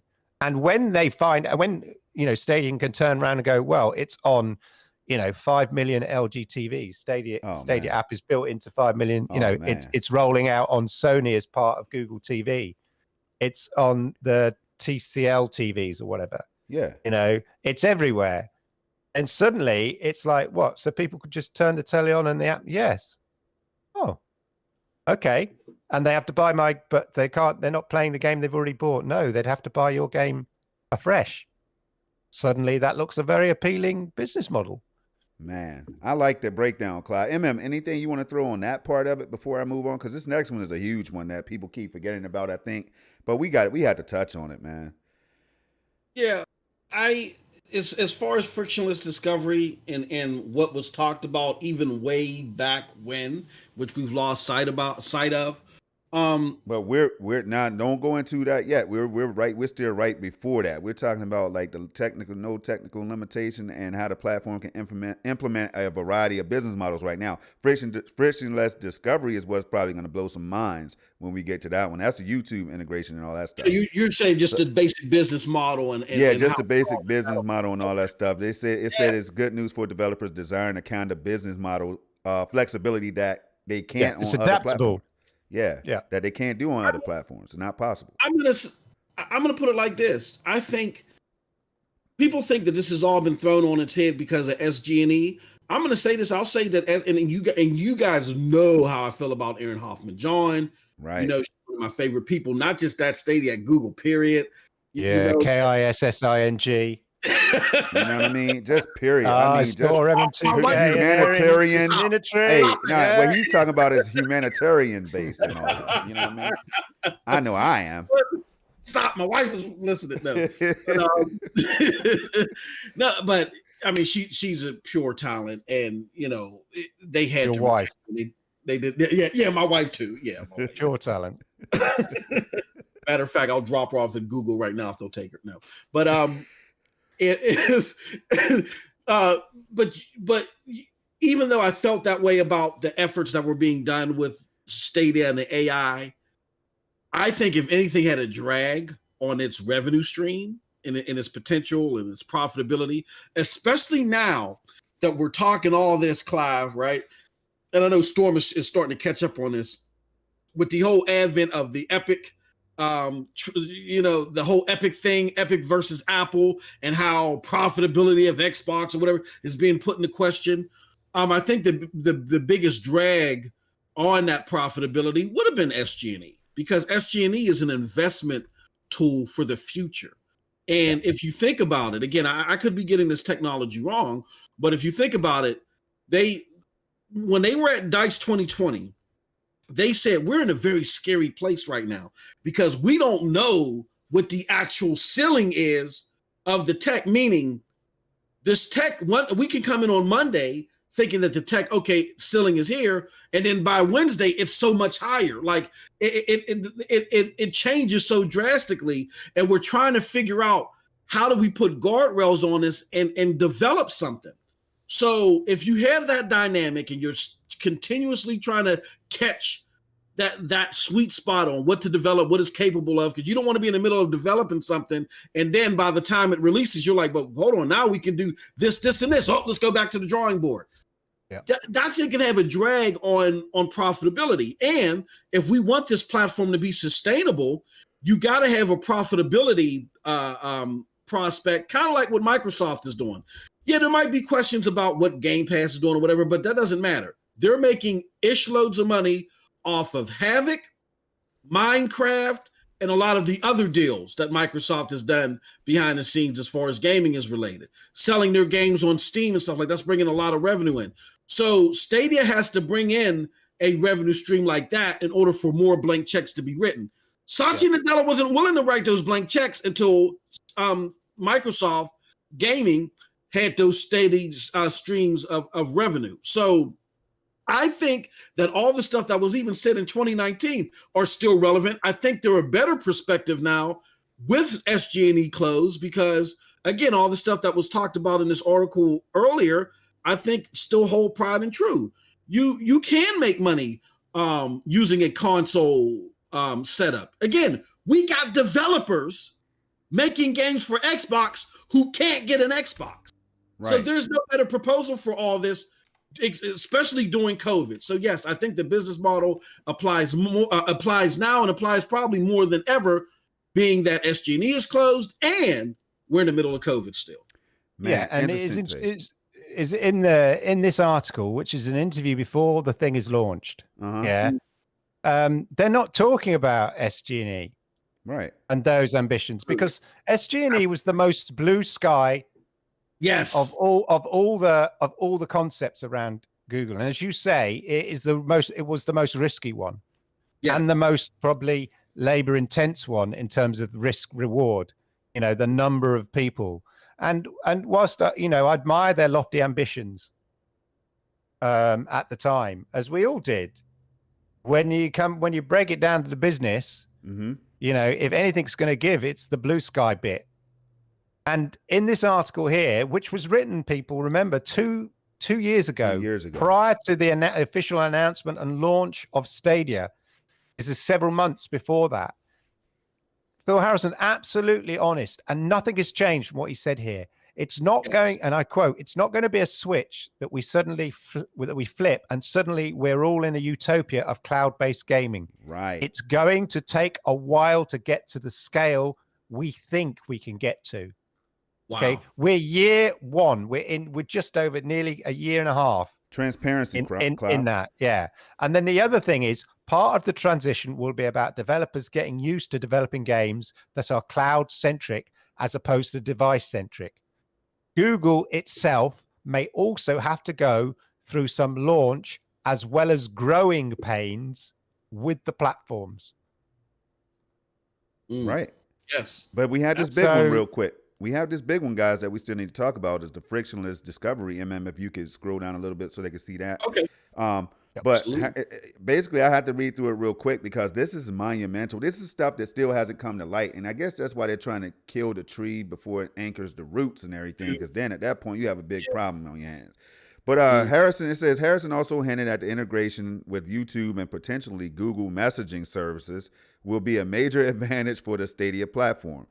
In an example, he painted a picture of how someone could watch a video about a game on YouTube, like Clive and MM and everybody has been saying, especially Clive, and then be able to jump into an instance. We're learning about these instances with state share and all of this right now, right? Of a game at a specific point in the video.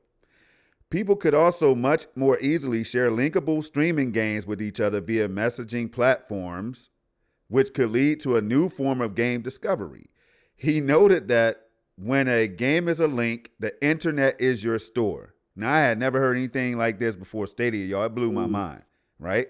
So it says there could be some friction if a user would have to buy the complete game every time they saw a Stadia game link, but the experience could become frictionless if the user has an all-you-can-play subscription, if the game is free to play and ad-supported, or if the shared game offers a time trial. Now, what are your thoughts on that?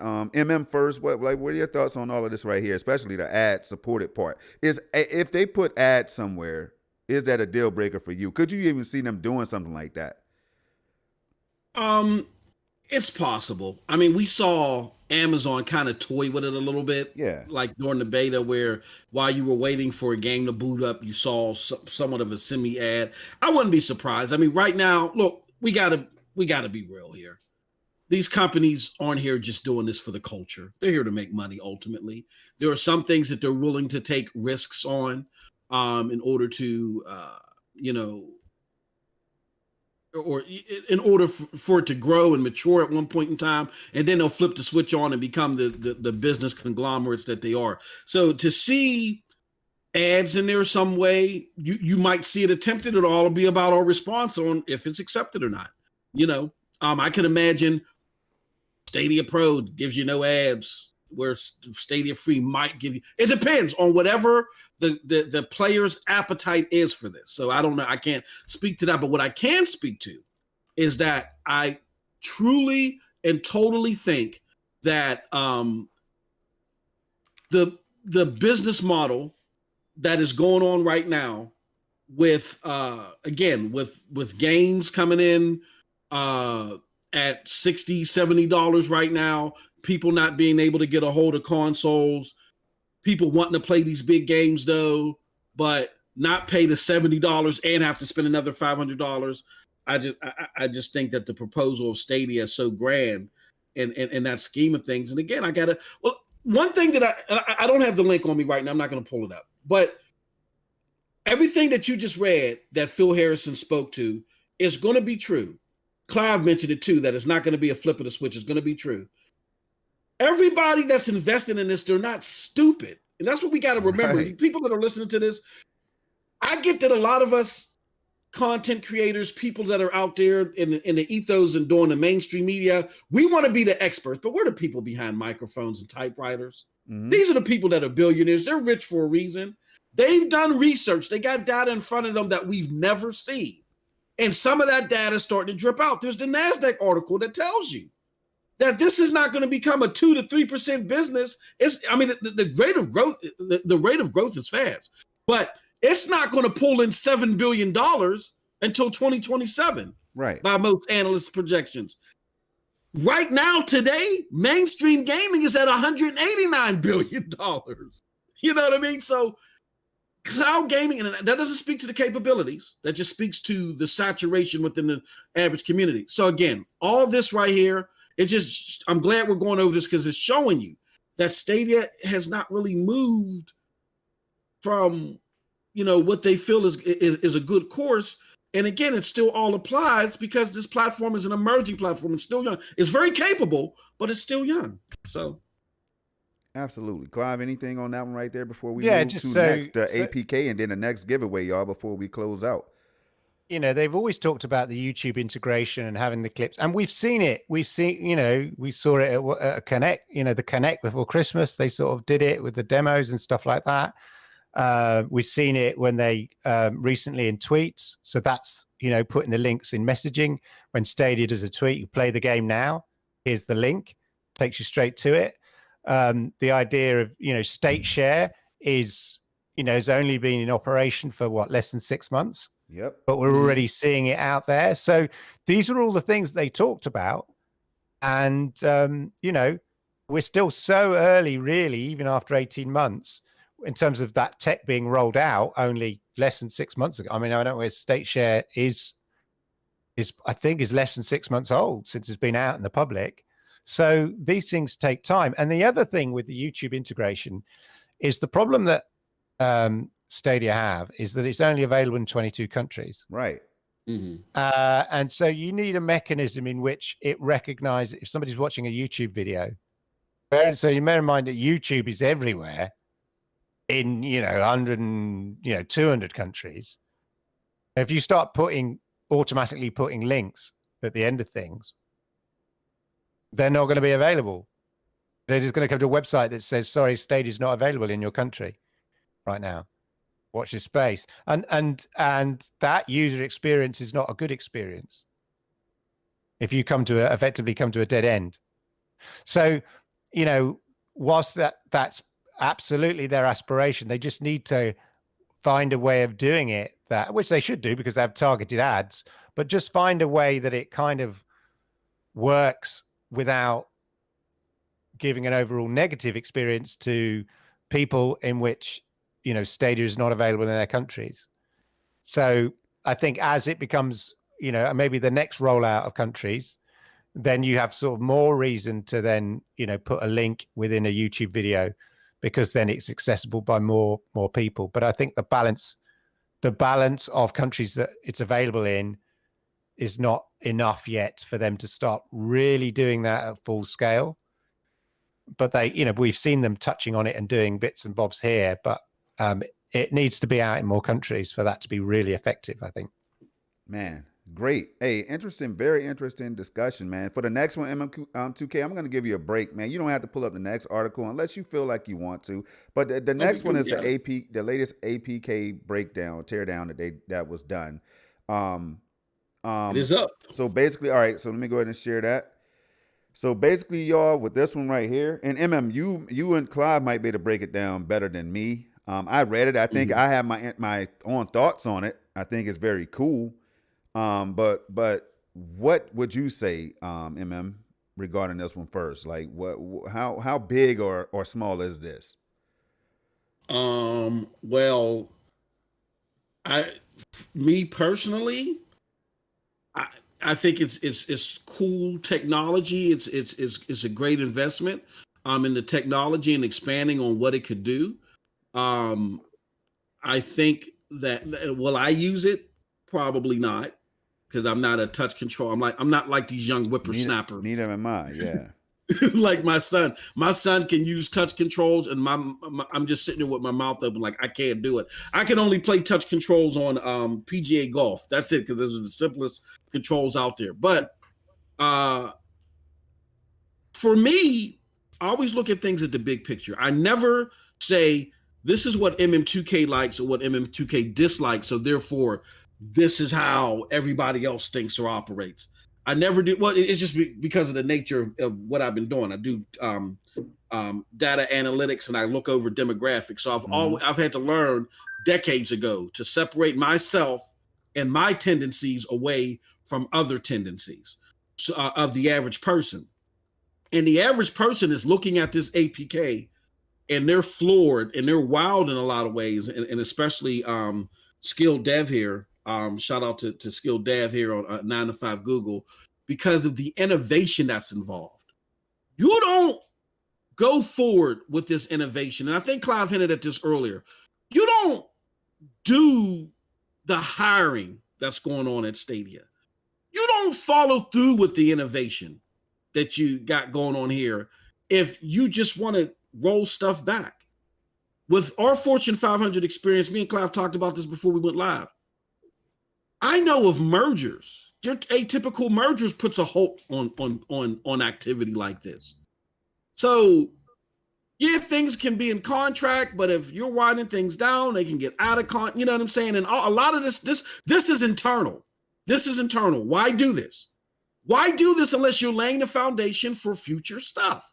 You know what I'm saying? It's one thing if we want to talk about games and contracts with games, which again, that's a whole nother story. And I think Clive is the best expert on that because of his experience. But we're talking about internal development. Why continue to roll this stuff out? This stuff that really ain't going to come to fruition at this moment, but it's not going to be more relevant until in the future when they add more stuff to it. Why do this unless there is a future plan? Yeah, wouldn't you rather be capping all of this stuff because it's just manpower is needed, hours and all that stuff. Oh is yeah, necessary. exactly. You got to pay people to do this, right? I just thought about that as you said that, man. But go ahead. Yeah, people got it. There's overtime, there's development, there's cost codes where money got to be sent to cost codes for these initiatives to happen. It's not just, you pay. And I mean, there's stuff that happens behind the scenes at the Fortune 500 world that I think a lot of the people that are speculating or the people that are listening to this, they don't understand. That you don't plug all this money into something only to, and something that's supposed to be long-term, only for you to give up on it before the biggest triggers that you have come to fruition, which is the more YouTube integration, the advertisement on YouTube and all that stuff. For you to waste this money, you know what I'm saying? If you're going to just kill this within a year or so, it's a very hard pill to swallow to your investors if you're still upgrading it. You know what I'm saying? So again, the evidence bucket that we keep talking about just keeps getting filled more and more and more. And again, I think that's why this has the biggest impact. We're not in the boardroom, Clive, but I want to get your thought. We're not in the boardroom, but again, if you look at the scale of the evidence here, it just looks like that these are plans for the future. And then Clive, if you could first start by, would you use so for me, Clive, real quick, because I know once you go, we'll be done with this one. But Clive, for me, like I would use this feature. I saw volume controls and stuff like that, like playing on CCU. And if this could work with CCU somehow, if I could link that up where I could control my volume, game volume, whatever with my phone while it's sitting right next to me and check messages and stuff like that, that'd be kind of cool, But what's your thoughts on the whole thing?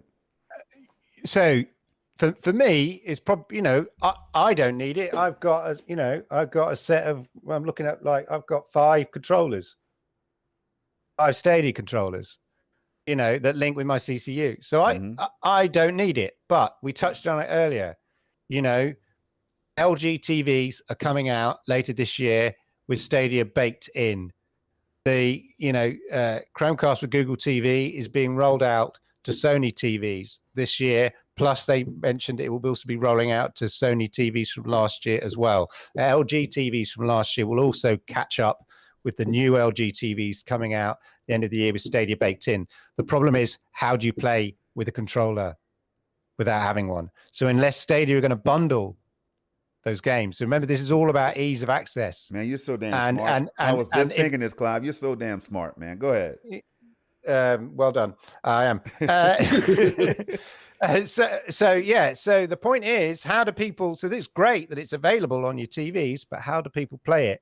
How do they link? Unless there's a way, it assumes they have a controller, so an Xbox controller or a PlayStation controller sitting around the house. B, they assume that somehow is a Bluetooth controller. And C, somehow that Bluetooth controller links with the Chromecast, with the current, Chromecast with Google TV. How does that work? Yo, hold on, Clive. Let me stop you, Clive. You just talked about the 5 million LG TVs and TCL and Sony and all that stuff. Or think about people, Clive, real quick. I'm walking out and I'm at Best Buy or whatever. I'm somewhere at my friend's house or somewhere else, but I don't have my controller with me. Can I possibly link up to this television and still play Stadia where you know what I mean? Dinner's office, wherever. Can I link to this TV and play some Stadia? So that's the thing. It becomes your controller. So I haven't got my controller on me. Damn, you're still gonna have fun. Damn. But the key thing is, is it the ideal way to play the game? Probably not. Right. Will it give you remember there are free to play games, right? Yeah. So you've got your brand new stinky, fantastic shiny LG, later this year, and you crack it open, and there you see your Netflix, and there you see your Amazon, and then there you see Stadia. What's that? What? Man. Destiny? What? Clive, link your phone and begin link playing your phone now. Play. Wow. And as we know, and as we've said throughout this whole podcast today, the tech is undeniable. And in our experience, anecdotally, when people have, once they've had it, they can't go back. Once you've had silk, once they've tasted it, once they've seen it for their own eyes or play with it, wow. If it works for them, yeah. Because if it works for you, it works for you. It's pretty binary. If it doesn't work for you, it doesn't work for you. You'll have a horrible experience. That's it. Right? Game over. But if it works for you, you are blown away. And then you might go, actually, I might get myself a proper controller for this. How much are those controllers? 50 quid. Yeah, I'll get that. $60, however much it is. Or, it came with a voucher. The Google Store, this TV. I'm getting that. They may even bundle controllers, but they're not going to do it on every TV they do, are they? So the fact that this, to me, this is revolutionary. The fact that this gives you an opportunity to interact with Stadia that is on your brand new TV is amazing, and will probably, drive people towards getting controllers to link up. Because the other thing is it'll act as a bridge. So if you don't have, if you can't connect via Bluetooth or anything like that, you can get an adapter to link. Well, yeah, if you can't connect by Bluetooth to the actual Chromecast bit, you can connect to Bluetooth to your phone, and then it does the rest. There's going to be a little bit of latency added there, but there's latency in your TV. So if you haven't turned on the gameplay settings, Yeah, but for a game like Monster Boy or Trine 4 or something like that, I think it could work, Clive. Perfect. It's perfect. So I think this is really, really exciting. And then to touch on what M2K said, exactly. If they were going to wind this down, they'd be making do with what they've got. Be capping the things. They said, let's just make sure with all the deals we've got, just make sure they deliver. Let's try and make as much money back on this doomed project, and then we'll all walk away with a little bit of egg on our face, and then we'll all forget it, and we will never talk about it again. Yeah, that's not happening, people. Yeah, they are pushing the boundaries, exactly, and doing things and laying the foundations. They are working on the foundations of things that are happening, that we know are happening in the future, like Stadia being available on more devices, and that, to me, Stadia being, as soon as they make Stadia available on the Chromecast or Google TV, I think that is going to be a massive, massive game changer, because the Chromecast or Google TV has sort of broken through into the mainstream beyond what a Chromecast Ultra would have done from a TV point of view. People are raving about it. Until then, the only real kind of mainstream option was the Fire Stick. People understood that. Yeah, there's Roku's, and I've got my Nvidia Shield. Yeah, that's all for the nerds. Yeah. Your mainstream people, all they've really got are the Fire Stick, and there wasn't anything other than that.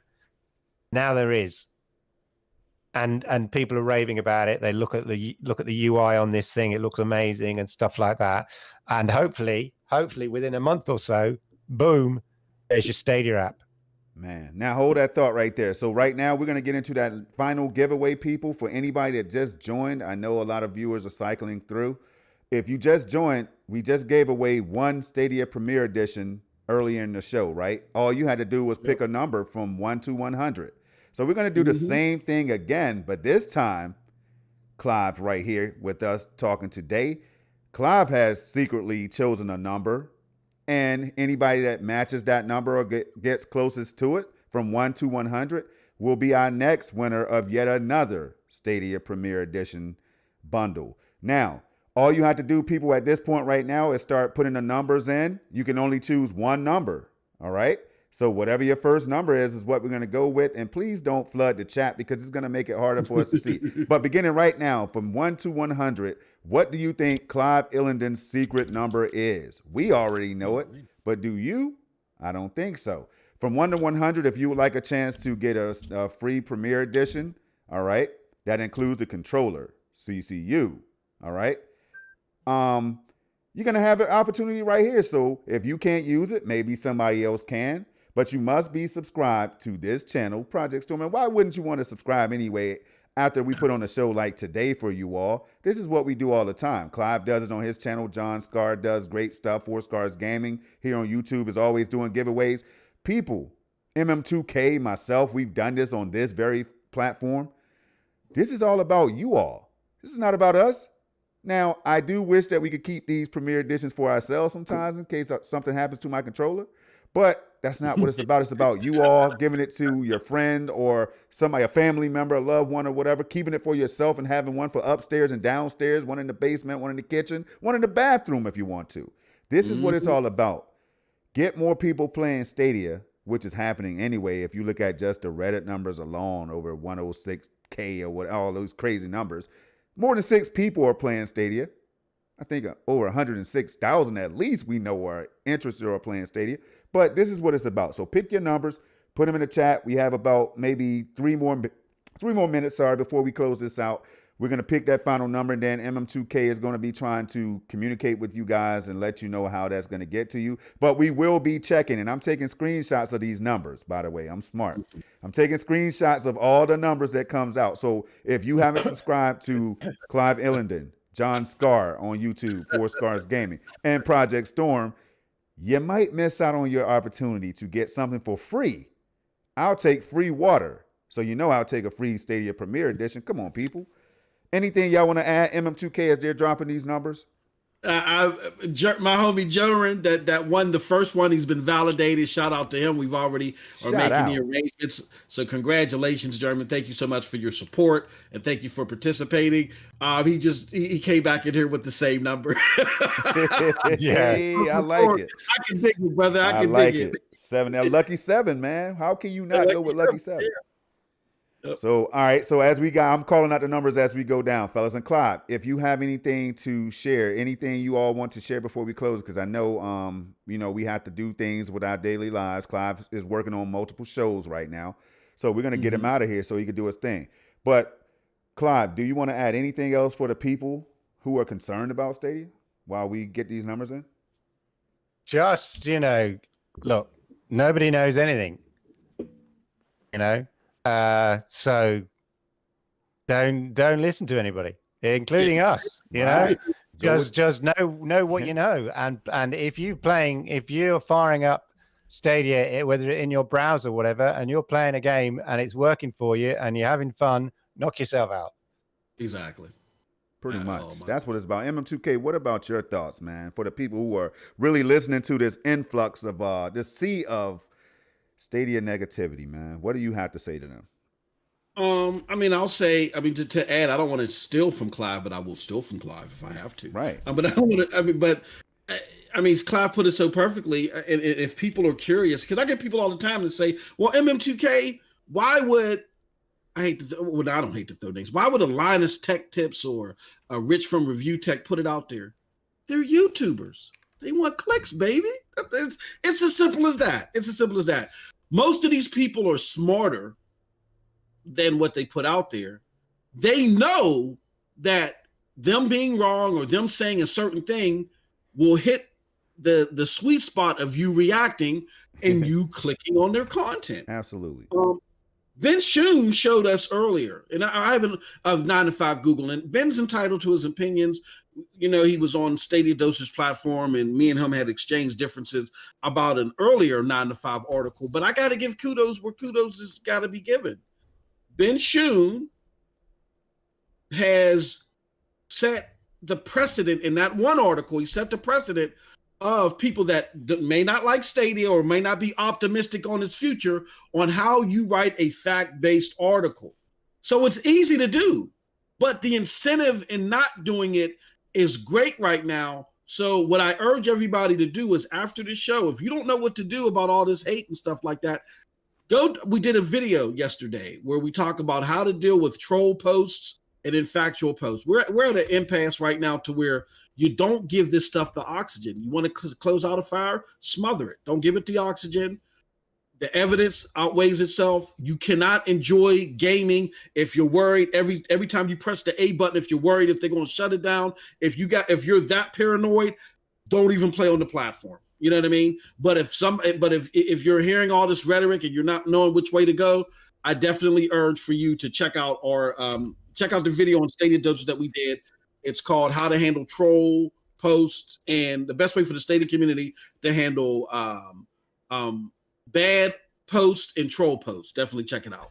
So MM2K, I know you wouldn't mind if I ask you this, and if you can't slap me, you can't hit me right now because we're live on air. You know what I'm saying? I mean, so you wouldn't do me like this. But look, MM2K, is it safe to say, man? Let me ask you, who provided these premiere editions? Did Stadia provide these for us today, or did we happen to use the platform, for example, when people donate and stuff like that? Like, where did these premiere editions come from, in case people were wondering?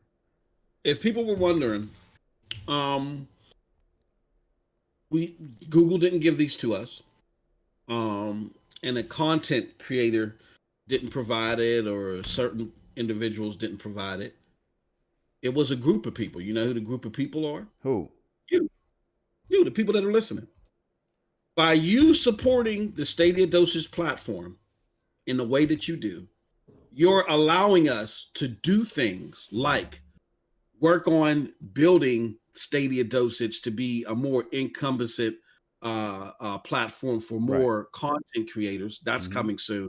Me and Storm had a hell of a meeting last night, didn't we? So we almost forgot about it. Oh man, like 4 hours after your stream, bro. I have never seen you on this long. Like, I'm talking about hour after hour, 5-6 hours.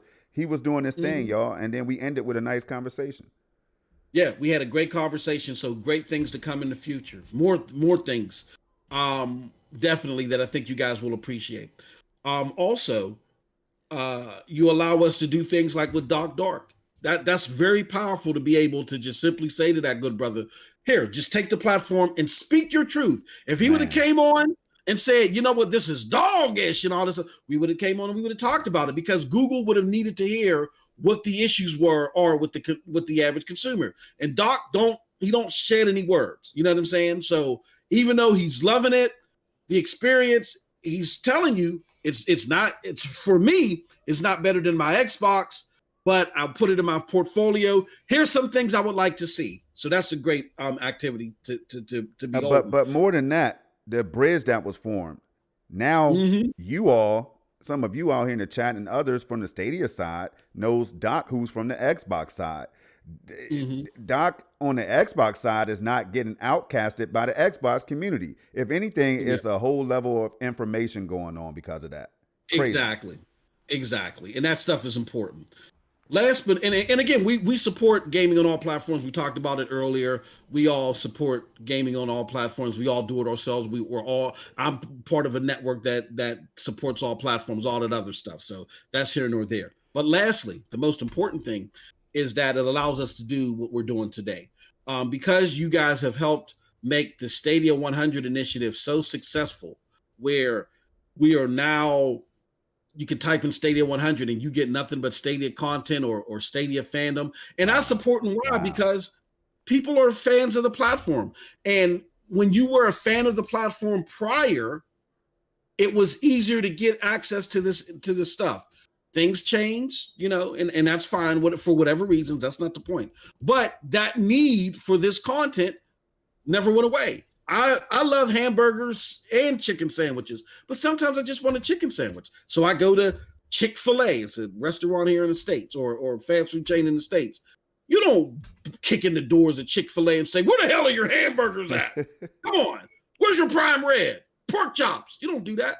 You appreciate Chick-fil-A for what it is. So that's why we're doing this with this content. It's the same thing. It's not to downplay other platforms. It's to say, hey, we understand there's a need. People love this tech of Stadia. They love what Stadia is doing. They're proud to be Stadians, and they want to celebrate Stadia just like how RDX celebrates Xbox and PlayStation Live celebrates PlayStation, all that stuff. There's nothing wrong with it.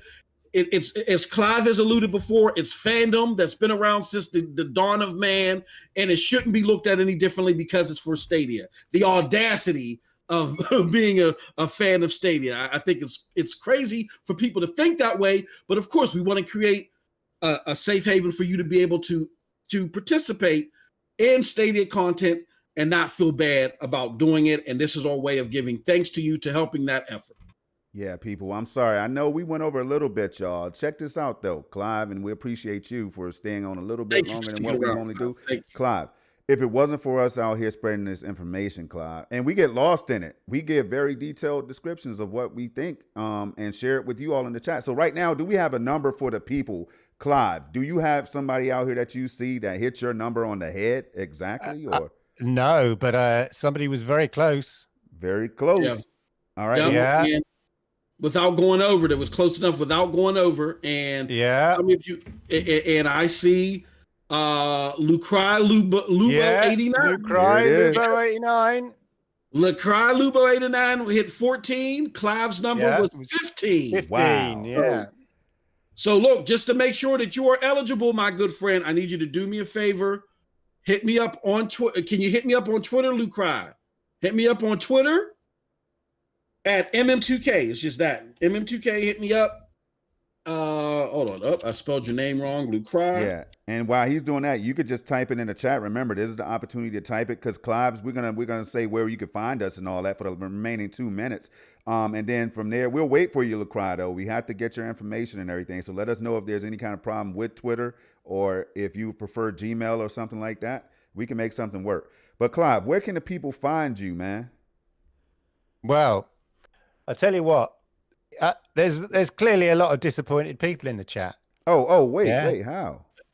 Yeah, well, because they didn't get an opportunity to win the Stadia Premier Edition.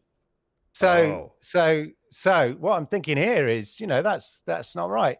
So you can find me on the Stadia Monday Night Chat, 10 p.m. British Summertime, and I will also be giving away a Stadia Premier Edition. Wow. On the same basis that you subscribe to all the people that we've talked about here, MM2K, Project Storm, Man. John Scars, and me, and I will be giving away to some lucky person in the chat live on the Stadia Monday Night Chat a Premiere Edition as well. Man, see, that's the level of contagiousness, and I know I made that up. Contagiousness, y'all. That right there. That's what we're trying to spread. Contagion, contagiousness.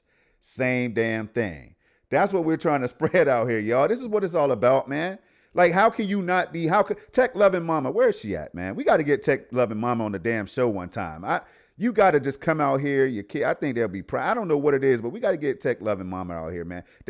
She's always happy. Congratulations, smiling and all that stuff, coming in with the positivity. So a lot of you do the same thing, if not all of you, y'all. But this is what it's about. It feels good to the soul. That's what a community is about, man. I'm not taking any kind of shots, but if you enjoyed yourself, and apparently some of y'all did, you stuck around. Hopefully we didn't waste any of your time. Clive now is doing the good work that the Stadia community should be based on, y'all. Damn. We got to step it up, MM2K. We got to step it up even more for the people. So did you get the information from Lucry? I'm waiting for Lucry, but Predator says that's his girlfriend. So, but Lucry said they're subbed, but I don't see a message from Lucry. Are you under Lucry? Is that your Twitter handle? I just need your Twitter handle. Not right now, he says. Yep, Predator said right there. He's right there. Now, so yeah, we got to get that information. So just said subbed. I just need to be able to communicate with you via Twitter or via. Oh, there she is. Yeah. And if not, what we'll do is, like I said, there's a way to communicate with us. That's why we're putting it out there. But the show has to conclude. And again, I have screenshots now in case you can't confirm all of the steps that was necessary. It will go to the next person closest. So we need to keep that in mind, Clive and MM, who might have been the next closest to that number, 15. Okay. So Lucry just confirmed that I can communicate with Predator. So nice. All right, Predator. I know you're a big time supporter. My brother is at every single stream, so I'll just send me the info. I know Predator. We'll be able to confirm Predator. Just please make sure that you're subbed to everybody, please, because we're going to confirm that, and then I'll chat with you on Twitter. And congratulations. Congrats. Oh, Monkey Boy, don't worry, because Clive is going to do another one on Monday. Y'all got to be there with Clive though, and he'll do another one on Monday. Yo, it feels really good, 10 man. p.m. Yeah, 10 p.m. Stadia Monday Night Chat. Hopefully you're all subbed to me now, so you'll know when we go live. That's 2 What p.m. time zone, Pacific Clive? You time. got to get the people the time zone. It's 10 p.m. British summertime, 2 p.m. Pacific time, if that helps. All right. And then there it is. I think it's what, five Eastern time? That would make sense. Yeah, it's 5 Eastern time. It's 5 Eastern. So, people, there it is right there. Again, the names that you heard today, myself, MMTJ Clive. Yep. We're no strangers to giveaways. John Scar, y'all. You know what I'm saying? He's always doing something. Who can keep up with Scar? Nobody. So we're going to continue to do this for the people as long as we can, as long as Stadia is alive, as long as we're alive. We're going to keep on gaming, y'all, and bringing y'all these great experiences that makes you smile, makes you happy. Until the next one, though, if y'all don't have anything else to say, we're going to go ahead and wrap it up. All right. Yeah, I'm all good. It's been a good show. Man, hellified show, man. Thank you all for the likes and everything. We didn't even have to ask. Thank you for the likes and everything. I appreciate each and every one of you. Hope to see you in the next one. A lot of familiar faces out here, y'all. 3 things I need y'all to do. Keep it safe, keep it positive, and keep it gaming. We out of here. Clive MM2K, thank y'all, man. Thank you. Thank you to the chat. Thank y'all.